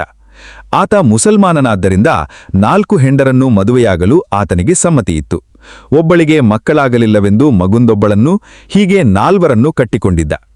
ಒಬ್ಬಳೇ ಒಬ್ಬಳನ್ನು ಕಟ್ಟಿ ನಿಭಾಯಿಸಲು ದುಸ್ತರವಾಗಿದ್ದ ನನಗೆ ಇವನು ಹೇಗೆ 4ರನ್ನು ಲೀಲಾಜಾಲವಾಗಿ ನಿಭಾಯಿಸುತ್ತಾನೆ ಎಂದು ಅಚ್ಚರಿಯಾಗಿ ಒಮ್ಮೆ ಕೇಳಿದೆ. ಶೇರ್ ಖಾನ್ ತನ್ನ ಬುದ್ಧಿಚಳಕವನ್ನು ವಿವರಿಸಿದ. ಶೇರ್ ಖಾನ್ ತನ್ನ ಹೆಂಡಿರನ್ನು ಹದ್ದುಬಸ್ತಿನಲ್ಲಿಟ್ಟು ಆಳಲು ಒಂದು ನಿಶ್ಚಿತ ಧೋರಣೆಯನ್ನೇ ರೂಪಿಸಿಕೊಂಡಿದ್ದ. ಮೊದಲನೆಯದಾಗಿ ಅವನು ಯಾವ ಒಬ್ಬಳು ಹೆಂಡತಿಯ ಬಗ್ಗೆಯೂ ಯಾವುದೇ ವಿಶೇಷವಾದ ಒಲವನ್ನು ಇಟ್ಟುಕೊಂಡಿರಲಿಲ್ಲ. ಇತ್ತೀಚೆಗೆ ಮದುವೆಯಾದ ತೀರಾ ಚಿಕ್ಕವಳ ಬಗ್ಗೆಗಾಗಲಿ ಅಥವಾ ತೀರಾ ಸುಂದರಿಯಾದವಳ ಬಗ್ಗೆಯಾಗಲಿ ವಿಶೇಷವಾದ ಪಕ್ಷಪಾತವನ್ನು ಅವನೆಂದೂ ತೋರಿಸುತ್ತಿರಲಿಲ್ಲ. ಅವರು ಹೊರಗಡೆ ಓಡಾಡಬೇಕಾದರೆ ಕಟ್ಟುನಿಟ್ಟಾಗಿ ಘೋಷಾ ಪದ್ಧತಿಯನ್ನನುಸರಿಸಬೇಕಾಗಿತ್ತು. ಕರಿಯ ಬುರ್ಖಾ ಇಲ್ಲದೆ ಅವರು ಹೊರಗೆ ಹೋಗಿ ಯಾವ ಗಂಡಸಿಗೂ ಅವರು ತಮ್ಮ ವದನಾರವಿಂದಗಳ ದರ್ಶನ ಮಾಡಿಸುವಂತಿರಲಿಲ್ಲ. ನಾನೊಬ್ಬನೇ ಶೇರ್ ಖಾನನ ವಿಶೇಷ ಮಿತ್ರನಾದುದರಿಂದ ಮಾತ್ರ ನನ್ನೆದುರು ಬುರ್ಖಾ ಹಾಕಡೆ ಅವರು ಓಡಾಡಬಹುದಿತ್ತಷ್ಟೆ. ಆದರೆ ಅದು ಯಾವಾಗಲೋರ್ ಒಮ್ಮೊಮ್ಮೆ ಅಷ್ಟೆ. ಅವನ ಮನೆಗೆ ಹೋದಿ ಟೀ ಕುಡಿಯುವಾಗ ಮಾತ್ರ. ಶೇರ್ ಖಾನ್ ತನ್ನ ಮನೆಗೆಲಸವನ್ನು 4 ಭಾಗಗಳನ್ನಾಗಿ ವಿಂಗಡಿಸಿ ಪ್ರತಿ ವಾರ ಒಬ್ಬೊಬ್ಬಳು ಒಂದೊಂದು ಕೆಲಸವನ್ನು ಸರದಿ ಪ್ರಕಾರ ಮಾಡಬೇಕಿತ್ತು. ಒಂದು ವಾರ ಒಬ್ಬಳು ಇಡೀ ಅಡಿಗೆ ಕೆಲಸದ ಜವಾಬ್ದಾರಿ ವಹಿಸಿಕೊಳ್ಳಬೇಕಿತ್ತು. ಇನ್ನೊಬ್ಬಳು ಅವಳಿಗೆ ಸಹಾಯಕಳಾಗಿ ಕೆಲಸ ಮಾಡಬೇಕಿತ್ತು. ಮೂರನೆಯವಳು ಮುಸುರೆ ತಿಕ್ಕುವುದು, ನಾಲ್ಕನೆಯವಳು ಮನೆಗುಡಿಸುವುದು, ಬಟ್ಟೆ ಒಗೆಯುವುದು ಇತ್ಯಾದಿ. ಮಾರನೇ ವಾರ ಈ ಸರದಿಗಳು ಬದಲಾಗುತ್ತಿದ್ದವು. ಹೀಗೆ ವಾರಂಪ್ರತಿ ಒಬ್ಬೊಬ್ಬರೂ ಸರದಿ ಪ್ರಕಾರ ಮನೆಗೆಲಸದ ಜವಾಬ್ದಾರಿಗಳನ್ನು ಬದಲಿಸಿಕೊಳ್ಳುತ್ತಿದ್ದರು. ಶೇರ್ಖಾನ್ ಮಾತ್ರ ಮನೆಯೊಳಗೆ ಒಂದೇ ಒಂದು ಕೆಲಸವನ್ನು ಮಾಡುತ್ತಿರಲಿಲ್ಲ. ನವಾಬನಂತೆ ಕುಳಿತು ಜೂರತ್ ಮಾಡುತ್ತಿದ್ದನಷ್ಟೇ. ಹೊರಗಡೆ ಹೊಟ್ಟೆಪಾಡಿಗೆ 28 ತರಹ ವ್ಯವಹಾರಗಳನ್ನು ನಡೆಸುತ್ತಿದ್ದ. ಇಂಥದೇ ಕೆಲಸ ಎಂದು ಅವನಿಗಿರಲಿಲ್ಲ. ಅವುಗಳಲ್ಲಿ ನಾನು ಮೊದಲೇ ತಿಳಿಸಿದ ಕಾಳ ವ್ಯವಹಾರಗಳೂ ಹಲವು. ಆಯಾ ವಾರಗಳಲ್ಲಿ ಅತ್ಯಂತ ಕಷ್ಟದ ಕೆಲಸವಾದ ಅಡಿಗೆ ಕೆಲಸವನ್ನು ಯಾವಳು ಮಾಡುತ್ತಾಳೋ ಅವಳೊಡನೆ ವಾರದಲ್ಲಿ 2 ದಿನ ಮಲಗುತ್ತಿದ್ದ. ಇನ್ನು 3ರೊಡನೆ ಒಂದೊಂದು ದಿನ. ಶುಕ್ರವಾರ ಮತ್ತು ಭಾನುವಾರ ಹೆಂಗಸರೊಡನೆ ಮಲಗುವುದಕ್ಕೆ ರಜಾ ಘೋಷಣೆ ಮಾಡಿದ್ದ. ಅದು ವಿರಾಮದ ದಿನಗಳಾಗಿದ್ದವು. ಶೇರ್ಖಾನ್ ಕುಟುಂಬ ಬಡ ಕುಟುಂಬ, ಆದರೆ ಸುಖ ಸಂತೋಷ ಸಮಾಧಾನಗಳಿಂದ ಮತ್ತು ಶಿಸ್ತಿನಿಂದ ಬದುಕುತ್ತಿದ್ದ ಕುಟುಂಬ. ಆ ಹೆಂಗಸರು ಯಾರೂ ಶೇರ್ಖಾನ್ ಜೊತೆ ಜಗಳವಾಡಿದ್ದನ್ನು ನೋಡಿಲ್ಲ. ಅವರು ತಮ್ಮೊಳಗೂ ಜಗಳವಾಡಿದ್ದು ಅಪರೂಪ. ಹಾಗೇನಾದರೂ ಅಕಸ್ಮಾತ್ ಆಡಿದ್ದೇ ಆದರೆ ಶೇರ್ಖಾನ್ ಎರಡೂ ಪಕ್ಷಗಳಿಗೂ ದೊಣ್ಣೆಯಿಂದ ಸಮಾನ ಸಂಖ್ಯೆಯ ಹೊಡೆತಗಳನ್ನು ಕೊಡುತ್ತಿದ್ದ. ಇಷ್ಟಾದರೂ ಶೇರ್ಖಾನವ ಅವಿರತ ಪ್ರಯತ್ನವನ್ನು ಮೀರಿ ಅವನಿಗೆ ಯಾವಳಿಂದಲೂ ಈವರೆಗೂ ಮಕ್ಕಳಾಗಿರಲಿಲ್ಲ. ನಾವು ಅವನಿತ್ಯ ಟೀ ಕುಡಿದು ಮುಗಿಸಿದ್ದಂತೆಯೇ ನಮ್ಮ ಕೆಲಸಕ್ಕೆ ಹೊರಟೆವು. ಶೇರ್ಖಾನ್ ಹತ್ತಿರ ಯಾವ ಬಂದೂಕೂ ಇಲ್ಲದ ಕಾರಣ ಅವನ ಮನೆಯಲ್ಲಿದ್ದ ಪುರಾತನ ಕಾಲದ ಖಡ್ಗವೊಂದನ್ನು ಆತ ಹಿಡಿದುಕೊಂಡ. ಅದು ಅವನ ತಂದೆಯ ತಂದೆಯ ತಂದೆಯ ತಂದೆಯದಂತೆ. ಮೈಸೂರು ಹುಲಿ ಎಂದು ಪ್ರಖ್ಯಾತನಾಗಿದ್ದ ಟಿಪ್ಪು ಸುಲ್ತಾನನ ಕೈಕೆಳಗೆ ಶೇರ್ಖಾನ್ ಪೂರ್ವಿಕರು ಸರದಾರರಾಗಿ ಸೈನ್ಯದಲ್ಲಿ ಕೆಲಸ ಮಾಡುತ್ತಿದ್ದಾಗ ಅವರಿಗೆ ಟಿಪ್ಪು ಕೊಟ್ಟ ಖಡ್ಗ ಅದೆಂದು ಶೇರ್ಖಾನ್ ಆ ತುಕ್ಕು ಹಿಡಿದ ಖಡ್ಗದ ಕಥೆ ಹೇಳುತ್ತಿದ್ದ. ಅವನು ಹೇಳುತ್ತಿದ್ದುದನ್ನು ಲೆಕ್ಕಾಚಾರ ಹಾಕಿ ಅದು ನಿಜವಾಗಿಯೂ ಟಿಪ್ಪು ಕಾಲದ್ದೋ ಅಲ್ಲವೋ ತಿಳಿಯುವಷ್ಟು ವ್ಯವಧಾನ ನನಗಿರಲಿಲ್ಲ. ಕಾಡಿನ ಕಡೆಗೆ ನಡೆಯುತ್ತಾ ನಾನು ನನಗೆ ನಾನೇ ಎಂಬಂತೆ ಒಂದು ಪ್ರಶ್ನೆ ಎತ್ತಿದೆ. ನಿನ್ನ ಹತ್ತಿರ ಒಂದು ಬಂದೂಕೂ ಇಲ್ಲ ಎನ್ನುತ್ತೀಯಲ್ಲ ಶೇರ್ಖಾನ್? ಹಾಗಿದ್ದರೆ ಹೆದ್ದಾರಿಯ ಢಕಾಯಿತರು ಗಾಡಿಯವರನ್ನು ಬಂದೂಕಿನಿಂದ ಸುಟ್ಟುಬಿಡುತ್ತೇವೆಂದು ಹೆದರಿಸುತ್ತಿದ್ದುದು ಹೇಗೆ ಎಂದು ತುಂಟನಗೆ ನಕ್ಕು ಕೇಳಿದೆ. ಮೌನವಾಗಿ ಕೊಂಚ ಹೊತ್ತು ನಡೆದ ಅನಂತರ ಕಿಡಿಗೇಡಿ ಮುಖ ಮಾಡಿಕೊಂಡು ಶೇರ್ಖಾನ್ ಹೇಳಿದ, ನೀವು ಬೇಕಾದ್ರೆ ನನ್ನನ್ನು ಸುಳ್ಳೆಂದೇ ತಿಳಿಯಿರಿ ಸಾಬ್. ನನ್ನ ಬಳಿ ನಿಜವಾಗಿಯೂ ಯಾವ ಕಾಲಕ್ಕೂ ಬಂದೂಕಿರಲಿಲ್ಲ. ಆ ಢಕಾಯಿತರ ಗ್ಯಾಂಗು ಎಂದರೆ ನಾನು ಮತ್ತು ನನ್ನ 4 ಹೆಂಡಿರಷ್ಟೇ. ನನ್ನ ಮೊದಲ ಹೆಂಡತಿ ತುಂಬಾ ವಯಸ್ಸಾದ್ರೂ ಬುದ್ಧಿವಂತೆ. ಅವಳದೇ ಇದೆಲ್ಲ ಬುದ್ಧಿವಂತಿಕೆ. ನಮ್ಮ ಬಳಿ ಆಗಲೂ ಬಂದೂಕಿರಲಿಲ್ಲ ಎಂದು ಹೇಳಿದ. ಅವನು ನಿಜ ಹೇಳ್ತಿದ್ದಾನೆಂದು ನನಗನ್ನಿಸಿತು. ಇದೆಲ್ಲ ಮಾತಾಡಿ ಮುಗಿಸುವ ಹೊತ್ತಿಗೆ ನಾನು ರಾತ್ರಿ ಹತ್ತಿ ನಿಂತು ನರಭಕ್ಷಿಕನಿಗೆ ಗುಂಡು ಹೊಡೆದ ಬಂಡೆಯ ಬಳಿ ಸಾಲಿದ್ದೆವು. ನಾವು ಮೌನವಾಗಿ ಬಂಡೆಯ ಬಳಿ ನಡೆದು ಗುಂಡು ಹೊಡೆದ ಜಾಗವನ್ನು ಪರೀಕ್ಷಿಸಿದೆವು. ನೆಲ ಗಟ್ಟಿಯಾಗಿತ್ತು. ಯಾವ ಹೆಜ್ಜೆ ಗುರುತುಗಳಾಗಲಿ ರಕ್ತದ ಕಲೆಯಾಗಲಿ ಕಾಣುತ್ತಿರಲಿಲ್ಲ. ನಾನು ಮೌನವಾಗಿ ಹುಲಿ ಕಣ್ಮರೆಯಾದ ರಸ್ತೆ ಪಕ್ಕದ ಪೊದೆಯನ್ನು ತೋರಿಸಿದೆ. ಶೇರ್ಖಾನನ್ನು ಹಿಂದಿಟ್ಟುಕೊಂಡು ನಾನು ಮುಂದುವರೆದೆ. ಪೊದೆಗಳೆಡವೆ ದೊಡ್ಡ ಪ್ರಾಣಿಯೊಂದು ನುಗ್ಗಿಹೋದ ಗುರುತುಗಳು ಚೆನ್ನಾಗಿ ಕಾಣುತ್ತಿದ್ದವು. ಕೆಲವು ಚಿಕ್ಕ ಚಿಕ್ಕ ಕಡ್ಡಿಗಳು ಅದು ನುಗ್ಗಿದ ಹೊಡೆತಕ್ಕೆ ಮುರಿದುಕೊಂಡು ಇನ್ನೂ ನೇತಾರುತ್ತಿದ್ದವು. ಅಲ್ಲಿಂದ 2 ಮಾರು ದೂರದಲ್ಲಿ ನಮ್ಮಿಬ್ಬರಿಗೂ ಏಕಕಾಲದಲ್ಲಿ ರಕ್ತದ ಹನಿಗಳು ಬಿದ್ದಿರುವುದು ಸ್ಪಷ್ಟವಾಯಿತು. ನೆಲದ ಮೇಲೆ ಜಮಖಾನದಂತೆ ಬಿದ್ದಿದ್ದ ಕಂದು ಬಣ್ಣದ ತರೆಗಲೆಗಳ ಮೇಲೆ ರಕ್ತ ಸಿಡಿದಂತೆ ಅಲ್ಲೆಲ್ಲಾ ಬಿದ್ದಿತ್ತು. ನಾನು ಬಗ್ಗಿ ಬೆರಳಿನಿಂದ ಮುಟ್ಟಿ ನೋಡಿದೆ. ರಕ್ತ ಗರಣಿಗರಣಿಯಾಗಿ ಹೆಪ್ಪುಗಟ್ಟಿದಂತಿತ್ತು. ನನ್ನ ಗುಂಡು ಆಳವಾದ ಗಾಯ ಮಾಡಿದೆ. ಇದು ಕೇವಲ ಚರ್ಮದ ಮೇಲಿನ ಗಾಯ ಅಲ್ಲ ಎನ್ನುವುದು ಖಚಿತವಾಯಿತು. ನಾವೀಗ ಸ್ಥಳ ಬದಲಾವಣೆ ಮಾಡಿಕೊಂಡೆವು. ಶೇರ್ಖಾನನ್ನು ಹಿಂದಕ್ಕೆ ಬಿಟ್ಟೆ. ಅವನು ಅತ್ಯಂತ ಜಾಗರೂಕತೆಯಿಂದ ರಕ್ತದ ಕಲೆಗಳನ್ನು ಗುರುತಿಸುತ್ತಾ ಹುಲಿಯ ಜಾಡು ಹಿಡಿಯಬೇಕಿತ್ತು. ನಾನು ಕೋವಿ ಸಿದ್ಧವಾಗಿ ಹಿಡಿದು ಯಾವ ಕ್ಷಣದಲ್ಲಾದರೂ ಮೈಮೇಲೆ ನೆಗೆಯುವ ಹುಲಿಗಾಗಿ 4 ದಿಕ್ಕುಗಳನ್ನು ವೀಕ್ಷಿಸತೊಡಗಿದೆ. ಈ ಸಾಬು ಹುಟ್ಟ ಕಾಡು ಜನರಂತೆ ಶಿಕಾರಿದಾರನಲ್ಲ. ಪ್ರಾಣಿಗಳ ಜಾಡು ಹಿಡಿಯುವುದರಲ್ಲಿ ಅವರಿಗಿರುವ ಜನ್ಮಜಾತ ಪ್ರತಿಭೆ ಈತನಿಗಿರಲಿಲ್ಲ. ಆ ಕೊರತೆಯನ್ನು ಬುದ್ಧಿವಂತಿಕೆಯ ಸಹಾಯದಿಂದ ಸರಿದೂಗಿಸುತ್ತಿದ್ದನಷ್ಟೆ. ಆದರೆ ಕಾಡಿನ ಜನಗಳಷ್ಟು ವೇಗವಾಗಿ ಜಾಡು ಹಿಡಿಯಲು ಈತನಿಗೆ ಸಾಧ್ಯವಿರಲಿಲ್ಲ. ನಮ್ಮ ಕೆಲಸ ತುಂಬ ನಿಧಾನವಾಗಿ ಸಾಗಿತು. ನಾವು ಮುಂದುವರೆದಂತೆ ರಕ್ತದ ಹನಿಗಳು ಹೆಚ್ಚಾಗುತ್ತಾ ಹೋದವು. ಹುಲಿ ನೆಗೆನೆಗೆದು ಮುಂದಡಿ ಇಟ್ಟಂತೆ ಬಹುಶಃ ಗಾಯ ಕೆದಕಿದಂತಾಗಿ ಹೆಚ್ಚು ಹೆಚ್ಚು ರಕ್ತ ಸೋರಿರುವುದು ಕಂಡಿತು. ಅಲ್ಲಲ್ಲಿ ರಕ್ತ ಚೆಲ್ಲಿದಂತೆ ಗರಣಿಗರಣಿಯಾಗಿ ಬಿದ್ದು ಹೆಪ್ಪುಗಟ್ಟಿದ್ದು ಕಂಡಿತು. ನಮಗೆ ಜಾಡು ಹಿಡಿದು ಮುಂದುವರೆಯಲು ಇದರಿಂದ ಹೆಚ್ಚು ಅನುಕೂಲವೇ ಆಯಿತು. ನನ್ನ ಮುಂದಿನ ಹಳುವಿನಲ್ಲಿ ಏನೋ ಚಲನೆ ಕಂಡಂತಾಗಿ ನಾನು ಮೆಲ್ಲಗೆ ಶೇರ್ಖಾನನ್ನು ಮುಟ್ಟಿದೆ. ತಕ್ಷಣ ಅವನು ಎಲ್ಲಿದ್ದನೋ ಅದೇ ಭಂಗಿಯಲ್ಲಿ ಶಿಲಾಸದೃಶವಾಗಿ ನಿಂತ. ನಾನು ಕೋವಿಯನ್ನು ಎದೆಗೇರಿಸಿ ಚಲನೆ ಕಂಡ ಜಾಗವನ್ನು ಅತ್ಯಂತ ಏಕಾಗ್ರತೆಯಿಂದ ಪರೀಕ್ಷಿಸಿದೆ. ನನ್ನ ಹಿಂದಕ್ಕೂ ನೋಡಿದೆ. ಯಾಕೆಂದ್ರೆ ಗಾಯದ ಹುಲಿಗಳು ಹೇಗೋ ಅಡಗಿಕೊಂಡು ನಮ್ಮ ಹಿಂದಿನಿಂದ ನೆಗೆಯುವುದರಲ್ಲಿ ಚಾತುರ್ಯ ತೋರಿಸುತ್ತವೆ. ಮತ್ತೆ ಪೊದೆ ಅಲ್ಲಾಡಿತು. ಓಹೋ, ಕಾಲ ಸನ್ನಿಹಿತವಾಯಿತು ಎಂದು ನಾನು ಕೋವಿ ಎತ್ತಿದೆ. ಎಡಗೈಯಿಂದ ಶೇರ್ಖಾನನ್ನು ನನ್ನ ಹಿಂದ ಕೆಳಗುಕೊಂಡೆ. ಮತ್ತೆ ಚಲಿಸಿದಂತಾಯಿತು. ಮತ್ತೆ ಜಾಗರೂಕತೆಯಿಂದ ನೋಡಿದೆ. ಇದ್ದಕ್ಕಿದ್ದ ಹಾಗೆ ನನಗೆ ಸಮಾಧಾನವಾಯಿತು. ಯಾವುದೋ ಮರದ ಮೇಲಿನ ಚಿಕ್ಕ ಕೊಂಬೆ ಒಂದು ಪೊದೆಗಳ ಮೇಲೆ ಬಿದ್ದು ಸಿಕ್ಕಿಕೊಂಡು ನಿಧಾನವಾಗಿ ನೆಲದ್ದ ಜಾರಿತಿತ್ತು. ಬಳ್ಳಿಗಳಿಗೆ ಸುತ್ತಕೊಂಡಿದ್ದ ಆ ಚಿಕ್ಕ ಕೊಂಬೆಯನ್ನು ಬಹುಶಃ ಯಾವುದೋ ಕಾಡಾನೆ ಮುರಿದಿತ್ತು ಎಂದು ತೋರುತ್ತದೆ. ನಾವು ಯಾವ ಸಂದರ್ಭದಲ್ಲೂ ಮಾತಾಡುವಂತೆಯೇ ಇರಲಿಲ್ಲ. ಶೇರ್ ಖಾನನ್ನು ಮತ್ತೆ ಹಿಂದಕ್ಕೆ ಮುಂದಕ್ಕೆ ಎಳೆದುಕೊಂಡು ಮುಂದುವರಿಯುವಂತೆ ಸಂಜ್ಞೆ ಮಾಡಿದೆ. ಅನಂತರ ನಾವು ನಿಧಾನವಾಗಿ ಆ ಮುರಿದು ಬಿದ್ದ ಕೊಂಬೆಯನ್ನು ದಾಟಿಕೊಂಡು ಮುಂದೆ ಹೋದೆವು.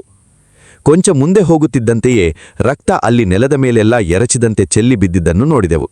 ಹುಲಿ ಗಾಯವನ್ನು ನೆಲದ ಮೇಲೆಲ್ಲ ಉರುಳಾಡಿ ತಿಕ್ಕಿದಂತೆ ಗುರುತುಗಳಿದ್ದವು. ಬಹುಶಃ ನನ್ನ ಗುಂಡು ಹುಲಿಯ ಮುಖಕ್ಕೆ ತಾಗಿ ಗಾಯ ಮಾಡಿರಬೇಕು. ಅದು ತಲೆ ಕೊಡುವಿದ್ದರಿಂದಲೇ ಏನೋ ಅಲ್ಲಿ ದೂರವರೆಗೆ ರಕ್ತದ ಹನಿಗಳು ಮಳೆಯಂತೆ ಬಿದ್ದಿತ್ತು. ನಾನು ಮತ್ತೆ ಶೇರ್ ಖಾನನ್ನು ಒಟ್ಟಿದೆ. ಇಬ್ಬರೂ ಸದ್ದಿಲ್ಲದೆ ನಿಂತು ತುಂಬ ಹೊತ್ತಿನವರೆಗೆ ಮೈಯೆಲ್ಲ ಕಿವಿಯಾಗಿ ಆಲಿಸಿದೆವು. ನಾವು ಎಷ್ಟೇ ಜಾಗರೂಕತೆಯಿಂದ ಬಂದಿದ್ದರೂ ನಾವು ನಡೆಯುವಾಗ ಕೊಂಚವಾದರೂ ಸದ್ದಾಗಿ ಹುಲಿಗೆ ಸುಳಿವು ಸಿಕ್ಕಿರುತ್ತದೆ. ಇಲ್ಲವಾ ಅದು ಗರ್ಜಿಸಿ ನಮ್ಮ ಮೇಲೆ ನೆಗೆಯುತ್ತದೆ ಅಥವಾ ಮೆಲ್ಲಗೆ ಕಾಡಿನೊಳಗೆ ನುಸುಳುಕೊಂಡು ಪರಾರಾಗುತ್ತದೆ. ನಿಂತು ಆಲಿಸಿದ ನಮಗೆ ಯಾವ ಸದ್ದೂ ಕೇಳಿಸಲಿಲ್ಲ. ನಾವು ಹಿಂಬಾಲಿಸುತ್ತಿದ್ದ ರಕ್ತದ ಜಾಡು ಇದ್ದಕ್ಕಿದ್ದ ಹಾಗೆ ಎಡಕ್ಕೆ ತಿರುಗಿತು. ಹುಲಿ ಆ ಗುಡ್ಡದ ಕಣಿವೆಯಲ್ಲಿ ಹರಿಯುತ್ತಿದ್ದ ಹಳ್ಳದ ಕಡೆಗೆ ಹೊರಟಿತ್ತು ಎಂದು ತೋರಿತು. ಈ ಸಮಯದಲ್ಲಿ ಆ ಹಳ್ಳ ಬತ್ತಿ ಹೋಗಿರುತ್ತದೆ. ಎಲ್ಲೋ ಅಲ್ಲೊಂದಿಲ್ಲೊಂದು ಚಿಕ್ಕ ಚಿಕ್ಕ ನೀರಿನ ಗುಂಡಿ ಹುಡುಕಿ ಹುಲಿ ಹೊರಟಿತ್ತು ಎಂದು ಊಹಿಸಿದೆ. ಕಾಡು ಪ್ರಾಣಿಗಳಿಗೆ ಗಾಯ ಮಾಡಿ ಅಸಹನೀಯ ಯಾತನೆ ಕೊಡುವುದನ್ನು ನಾನು ದ್ವೇಷಿಸುತ್ತೇನೆ. ಹೀಗಾದಾಗೆಲ್ಲ ನಾನು ಅವುಗಳ ಜಾಡು ಹಿಡಿದು ಹೋಗಿ ಅವುಗಳಿಗೆ ಇನ್ನೊಂದು ಗುಂಡು ಹೊಡೆದು ಅವುಗಳ ಯಾತನೆಯನ್ನು ಆದಷ್ಟು ಬೇಗ ಅಂತ್ಯಗೊಳಿಸುತ್ತೇನೆ. ಹುಲಿಯ ರಕ್ತ ಬಿದ್ದಿರುವ ರೀತಿ ನೋಡಿದರೆ ಅದು ಗಾಯದಿಂದ ಚೇತರಿಸಿಕೊಳ್ಳಲು ಸಾಧ್ಯವೇ ಇಲ್ಲ ಎಂದೆನಿಸಿತು. ನಾನೀಗ ಹಿಂಬಾಲಿಸಿ ಹುಲಿಯನ್ನು ಪತ್ತೆ ಮಾಡಿ ಅದರ ಜೀವ ಕೊನೆಗೊಳಿಸದಿದ್ದರೆ ಅದು ಪಡಬೇಕಾದ ಯಾತನೆ ಕಷ್ಟಗಳನ್ನು ಕಲ್ಪಿಸಿಕೊಂಡು ನನಗೆ ಅತ್ಯಂತ ಬೇಸರವಾಯಿತು. ನಾನು ಅದನ್ನು ಆದಷ್ಟು ಬೇಗ ಪತ್ತೆ ಮಾಡಬೇಕೆಂದು ಯೋಚಿಸಿದೆ. ಮುಂದೆ ಇದ್ದ ಶೇರ್ ಖಾನ್ ಜೊತೆ ಪಿಸುಮಾತಿನಲ್ಲಿ ಸಂಭಾಷಿಸಿದೆ. ಆ ಹಳ್ಳದಲ್ಲಿ ಒಂದು ನೀರಿನ ಗುಂಡಿ ನಮ್ಮಿಂದ ಸುಮಾರು 2 ಮೈಲು ದೂರದಲ್ಲಿತ್ತು. ಆದರೆ ಶೇರ್ ಖಾನ್ ಆ ಹಳ್ಳದಲ್ಲೇ ಇನ್ನೂ ಮೇಲೆ ನಮ್ಮಿಂದ ಸುಮಾರು 1 ಮೈಲು ದೂರದಲ್ಲಿ ಇನ್ನೊಂದು ನೀರಿನ ಗುಂಡಿ ಇದೆ ಎಂದು ಹುಲಿ ಅಲ್ಲಿಗೆ ಹೋಗಿರುವ ಸಂಭವ ಹೆಚ್ಚೆಂದು ಹೇಳಿದ. ಮತ್ತೆ ನಾವು ರಕ್ತದ ಜಾಡಿನಲ್ಲಿ ಮುಂದುವರಿಯತೊಡಗಿದೆವು. ಸಾಬಿ ಊಹಿಸಿದಂತೆ ರಕ್ತದ ಜಾಡು ಸಹ ಆ ಗುಂಡಿಯ ಕಡೆಗೆ ನೇರವಾಗಿ ಸಾಗತೊಡಗಿತು. ನಾವು ಹಳ್ಳದ ದಡಕ್ಕೆ ಹತ್ತಿರವಾದಂತೆ ಭೂಮಿ ಇಳಿಜಾರಾಗಿತ್ತು. ಹಳ್ಳ ಹತ್ತಿರವಾದಂತೆ ಭೂಮಿ ಹೆಚ್ಚು ತೇವವಿದ್ದು ಕಾಡು ದಟ್ಟವಾಗಿತ್ತು. ಬೇಸಿಗೆಯಲ್ಲಿ ಈ ಜಾಗ ತಂಪಾಗಿರುವುದರಿಂದ ಕಾಡುಕೋಳಿಗಳು ಇಲ್ಲೇ ಹೆಚ್ಚು ಸೇರಿಕೊಂಡಿರುತ್ತವೆ. ಕೆಲವೇ ಕ್ಷಣಗಳೊಳಗೆ ದಟ್ಟವಾದ ನಿತ್ಯ ಹರಿದ್ವರ್ಣದ ಕಾಡಿನ ನೆರಳಿನಲ್ಲಿ ನಾವು ಮುಂದುವರಿಯತೊಡಗಿದೆವು. ನೆಲದ ಮೇಲೆ ಹುಲ್ಲು ಕೊಂಚ ದಟ್ಟವಾಗಿ ಎತ್ತರವಾಗಿತ್ತು. ಹಳ್ಳದ ತಡಿಗೆ ಬಂದೆವೆಂದು ಇದರಿಂದಲೇ ನನಗೆ ಗೊತ್ತಾಯಿತು. ಹಳ್ಳದ ಮರಳಿನಲ್ಲಿ ನೇರವಾಗಿ ರಕ್ತದ ಜಾಡು ಮುಂದುವರಿದಿತ್ತು. ಹಿಂದಿನ ದಿನ ಗಾಯಗೊಂಡು ರಕ್ತ ಸುರಿಸುತ್ತಾ ಇಲ್ಲಿಗೆ ಬಂದ ಹುಲಿಗೆ ಈ ನೀರಿಲ್ಲದ ಹಳ್ಳ ನೋಡಿ ಹೇಗಾಗಿರಬಹುದೆಂದು ಚಿಂತೆಯಿಂದ ಯೋಚಿಸಿದೆ. ಆದರೆ ಶೇರ್ ಖಾನ್ ಆ ನೀರಿನ ಹೊಂಡ ಇಲ್ಲೇ 4 ಮಾರು ದೂರದಲ್ಲಿ ಹಳ್ಳದ ತಿರುವಿನಲ್ಲಿದೆ ಎಂದು ಪಿಸುಮಾತಿನಲ್ಲಿ ಹೇಳಿದ. ಜಾಡು ಸಹ ಅವನು ತಿಳಿಸಿದ ಗುಂಡಿಯ ಕಡೆಗೆ ನೇರವಾಗಿ ಸಾಗಿತ್ತು. ನಾನು ಮತ್ತೆ ಶೇರ್ ಖಾನನ್ನು ಹಿಂದಕ್ಕೆ ತಳ್ಳಿ ಮುಂದಾದೆ. ನಾವು ಹಳ್ಳದ ತಿರುವಿನಲ್ಲಿ ತಿರುಗಿದೆವು. ಆದರೆ ನೀರಿನ ಹೊಂಡ ನನಗೆ ಎಲ್ಲೂ ಕಾಣಲಿಲ್ಲ. ನಾನು ಚಕಿತನಾಗಿ ನೋಡುತ್ತಿರಬೇಕಾದರೆ ಶೇರ್ ಖಾನ್ ಹಿಂದಿನಿಂದ ನನ್ನ ಮುಂದಿನ ಚಪ್ಪಟೆ ಬಂಡೆಯೊಂದನ್ನು ತೋರಿಸಿ, ಅದರಾಚೆಗೆ ನೀರಿನ ಹೊಂಡ ಇದೆ, ನಾವು ನಿಂತ ಜಾಗದಿಂದ ಅದು ಕಾಣುವುದಿಲ್ಲ ಎಂದು ಹೇಳಿದ. ಒಂದು ಥೇನೆ ಹಕ್ಕಿ ಹಳ್ಳದ ಕಲ್ಲುಗಳ ನಡುವಿನಿಂದ ವಿಟ್ಟಿಟಿಟಿವ್ ವಿಟ್ಟಿಟಿಟಿವ್ ಎಂದು ಕೂಗುತ್ತಾ ಮೇಲಕ್ಕೆ ಹಾರಿತು. ಆ ನೀರಿಲ್ಲದ ಹಳ್ಳ ತಿರುಗಣಿಯಲ್ಲಿ ತುಂಬಾ ಕಿರಿದಾಗಿತ್ತು. ಮರಗಳು ತೀರಾ ದಟ್ಟವಾಗಿ ಹಳ್ಳದ ಕಡೆಗೆ ಬಾಗಿ ಅಲ್ಲೆಲ್ಲ ಕತ್ತಲು ಕವಿದಂಟಾಗಿತ್ತು. ನಾವು ಮತ್ತೆ ಸ್ತಬ್ಧವಾಗಿ ನಿಂತೆವು. ನಿಶ್ಶಬ್ದ ಆವರಿಸಿತ್ತು. ಯಾವ ಶಬ್ದವೂ ಇರಲಿಲ್ಲ. ಕೆಳಗೆ ನೋಡಿದೆ, ರಕ್ತದ ಜಾಡು ಸಹ ಕಾಣಲಿಲ್ಲ. ಹುಲಿ ಅಲ್ಲಿಗೆ ನಾವು ಬಂದ ದಾರಿಯ ಮುಖಾಂತರ ಬಂದಿಲ್ಲ, ಪಕ್ಕದ ಪೊದೆಗಳೊಳಗಿಂದಲೇ ನುಸುಳಿ ನೀರಿನ ಕಡೆಗೆ ಹೋಗಿದೆ ಎಂದು ಯೋಚಿಸಿದೆ. ಮತ್ತೆ ಮುಂದುವರೆದೆವು. ಕೊನೆಗೆ ನೀರಿನ ಗುಂಡಿ ಬಳಿಗೆ ಬಂದೆವು. ಆ ನೀರಿನ ಗುಂಡಿಯಲ್ಲಿದ್ದುದು ನೀರಲ್ಲ, ರಕ್ತದಿಂದ ಮಿಶ್ರಿತವಾದ ಕೆಂಪು ದ್ರವ. ಬಂಡೆಗಳೆಲ್ಲ ರಕ್ತದಿಂದ ನೆನೆದು ಅಂಟು ಅಂಟಾಗಿತ್ತು. ಹುಲಿ ನೋವು ರಕ್ತಸ್ರಾವಗಳನ್ನು ತಾಳಲಾರದೆ ಮುಖವನ್ನು ನೀರಿನಲ್ಲಿ ಅದ್ದಿ ಅಲ್ಲಿ ವಿಶ್ರಮಿಸಿಕೊಂಡಿತ್ತು. ರಕ್ತದಲ್ಲಿ ನೆನೆದ ಅದರ ಹೆಜ್ಜೆಗುರುತುಗಳು ಬಂಡೆಯ ಮೇಲೆಲ್ಲ ಬಿದ್ದಿದ್ದವು. ನೀರು ಕುಡಿದು ಅದು ತನ್ನ ಕೊನೆಯುಸಿರೆಳೆಯಲು ದಂಡೆಯ ಮೇಲಿನ ಯಾವುದೋ ಮರದ ನೆರಳಿಗೆ ಹೋಗಿ ಹೊರಗಿದೆ ಎಂದು ನನಗೆ ಖಚಿತವಾಯಿತು. ಅನೇಕ ಗಾಯಗೊಂಡ ಪ್ರಾಣಿಗಳು ಇದೇ ಥರ ತಮ್ಮ ಕೊನೆಗಾಲವನ್ನು ಎದುರು ನೋಡಿದ್ದು ನಾನು ಕಂಡಿದ್ದೆ. ಈ ಪ್ರಾಣಿ ಯಾವುದೇ ವಿಶಿಷ್ಟ ಕಾರಣವೂ ಇಲ್ಲದೆ ನರಭಕ್ಷಕನಾಗಿದೆ. ಹಾಗೆ ಬಿಟ್ಟಿದ್ದರೆ ಇದು ಮುಂದೆ ಅನೇಕ ನರಹತ್ಯೆಗೆ ಖಂಡಿತ ಕಾರಣವಾಗುತ್ತಿತ್ತು. ಇದನ್ನು ಕೊಲ್ಲದೆ ವಿಧಿಯೇ ಇರಲಿಲ್ಲ. ಶೇರ್ ಖಾನ್ಗೆ ಹಿಂಬಾಲಿಸ ಹೇಳಿ ಮೆಲ್ಲನೆ ಮುಂದುವರೆದೆ. ಶೇರ್ ಖಾನ್ ಈ ದುರಂತ ನಾಟಕದ ಕೊನೆಯ ಅಂಕವನ್ನು ನೋಡಲು ತುಂಬಾ ಉತ್ಸುಕನಾಗಿದ್ದನೆಂದು ತೋರುತ್ತದೆ. ಆತ ನನ್ನ ಬೆನ್ನಿಗೆ ಒತ್ತಿಕೊಂಡೇ ಮುಂದುವರಿಯುತ್ತಿದ್ದಾನೆ. ಮತ್ತೆ ಶೇರ್ ಖಾನ್ಗೆ ಅಲ್ಲೇ ನಿಲ್ಲಲು ಹೇಳಿ ಕೊಂಚ ಮುಂದುವರೆದೆ. ಆದರೂ ಶೇರ್ ಖಾನ್ ಮೆಲ್ಲಗೆ ನನ್ನ ಹಿಂದೆಯೇ ಹೆಜ್ಜೆ ಇಡತೊಡಗಿದ. ಬಹುಶಃ ಅವನಿಗೆ ಆ ಜಾಗದಲ್ಲಿ ಒಬ್ಬನೇ ನಿಲ್ಲಲು ಅಧೈರ್ಯವಾಗಿರಬೇಕು. ನಾವು ಆ ಮರದ ದಟ್ಟಣಿಯಲ್ಲಿ 4-6 ಹೆಜ್ಜೆ ಮುಂದುವರೆದಿದ್ದೆವು. ಅಲ್ಲಿಯವರೆಗಿನ ಮೌನವೆಲ್ಲ ಸಿಡಿದು ಪುಡಿಪುಡಿಯಾಗುವಂತೆ ಹುಲಿಯ ಭೀಕರ ಗರ್ಜನೆ ನಮ್ಮ ಕಿವಿಗಳಿಗೆ ಅಪ್ಪಳಿಸಿತು. ನಮ್ಮ ಮುಂದಿನ ಪೊದೆಗಳು ಬಲವಾಗಿ ಅಲುಗಿದಂತಾಗಿ ಅಲ್ಲಿಂದ ಭೀಕರ ಆಕಾರವೊಂದು ಚಿಮ್ಮಿ ನನ್ನ ತಲೆಯ ಮೇಲಿಂದ ಮುಂದೆ ಹೋಗಿ ಶೇರ್ ಖಾನ್ ಮೇಲೆ ಬಿತ್ತು. ಶೇರ್ ಖಾನ್ ಸಹ ಕೂಗುತ್ತಾ ತನ್ನ ಖಡ್ಗ ಬೀಸಿ ಹುಲಿಗೆ ಹೊಡೆದ. ಅದು ಹೆಚ್ಚೇನೂ ಪರಿಣಾಮ ಬೀರಿದಂತೆ ಕಾಣಲಿಲ್ಲ. ಹುಲಿ ಶೇರ್ ಖಾನನನ್ನು ಬೀಳಿಸಿ ಅವನ ಮೇಲೆ ಎರಗಿತು. ಹುಲಿಯ ಅಡಿಯಿಂದ ಶೇರ್ ಖಾನ್ ಕೂಗುತ್ತಾ ಹುಲಿಯೊಡನೆ ಸೆಣಸುತ್ತಿರುವುದು ಕಂಡಿತು. ಅದೃಷ್ಟವಶಾತ್ ಶೇರ್ ಖಾನ್ ತನ್ನ ಮುಖಕ್ಕೇನೂ ಆಗದಂತೆ ಕೈಗಳನ್ನು ಅಡ್ಡ ತಂದಿದ್ದ. ಹಾಗಾಗಿ ಹುಲಿಗೆ ಅಡ್ಡ ಬಂದ ಶೇರ್ ಖಾನನ ಕೈ ಸಿಕ್ಕಿತು.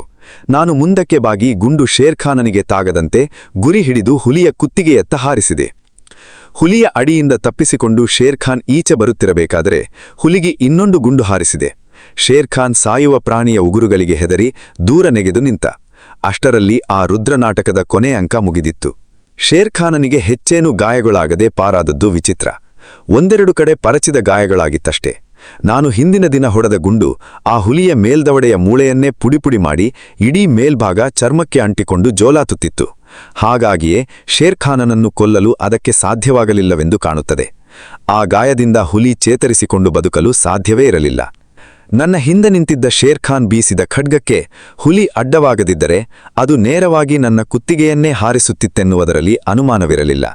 ಕೊನೆಗೆ ಶೇರ್ ಖಾನನಿಗೆ ಇದನ್ನು ಹೇಳಿ ನನ್ನನ್ನು ಕೊಲ್ಲಲು ಹಂಚಿಗೆ ಮಾಡಿದ್ದೆಯಲ್ಲ ಎಂದು ತಮಾಷೆ ಮಾಡಿದೆ.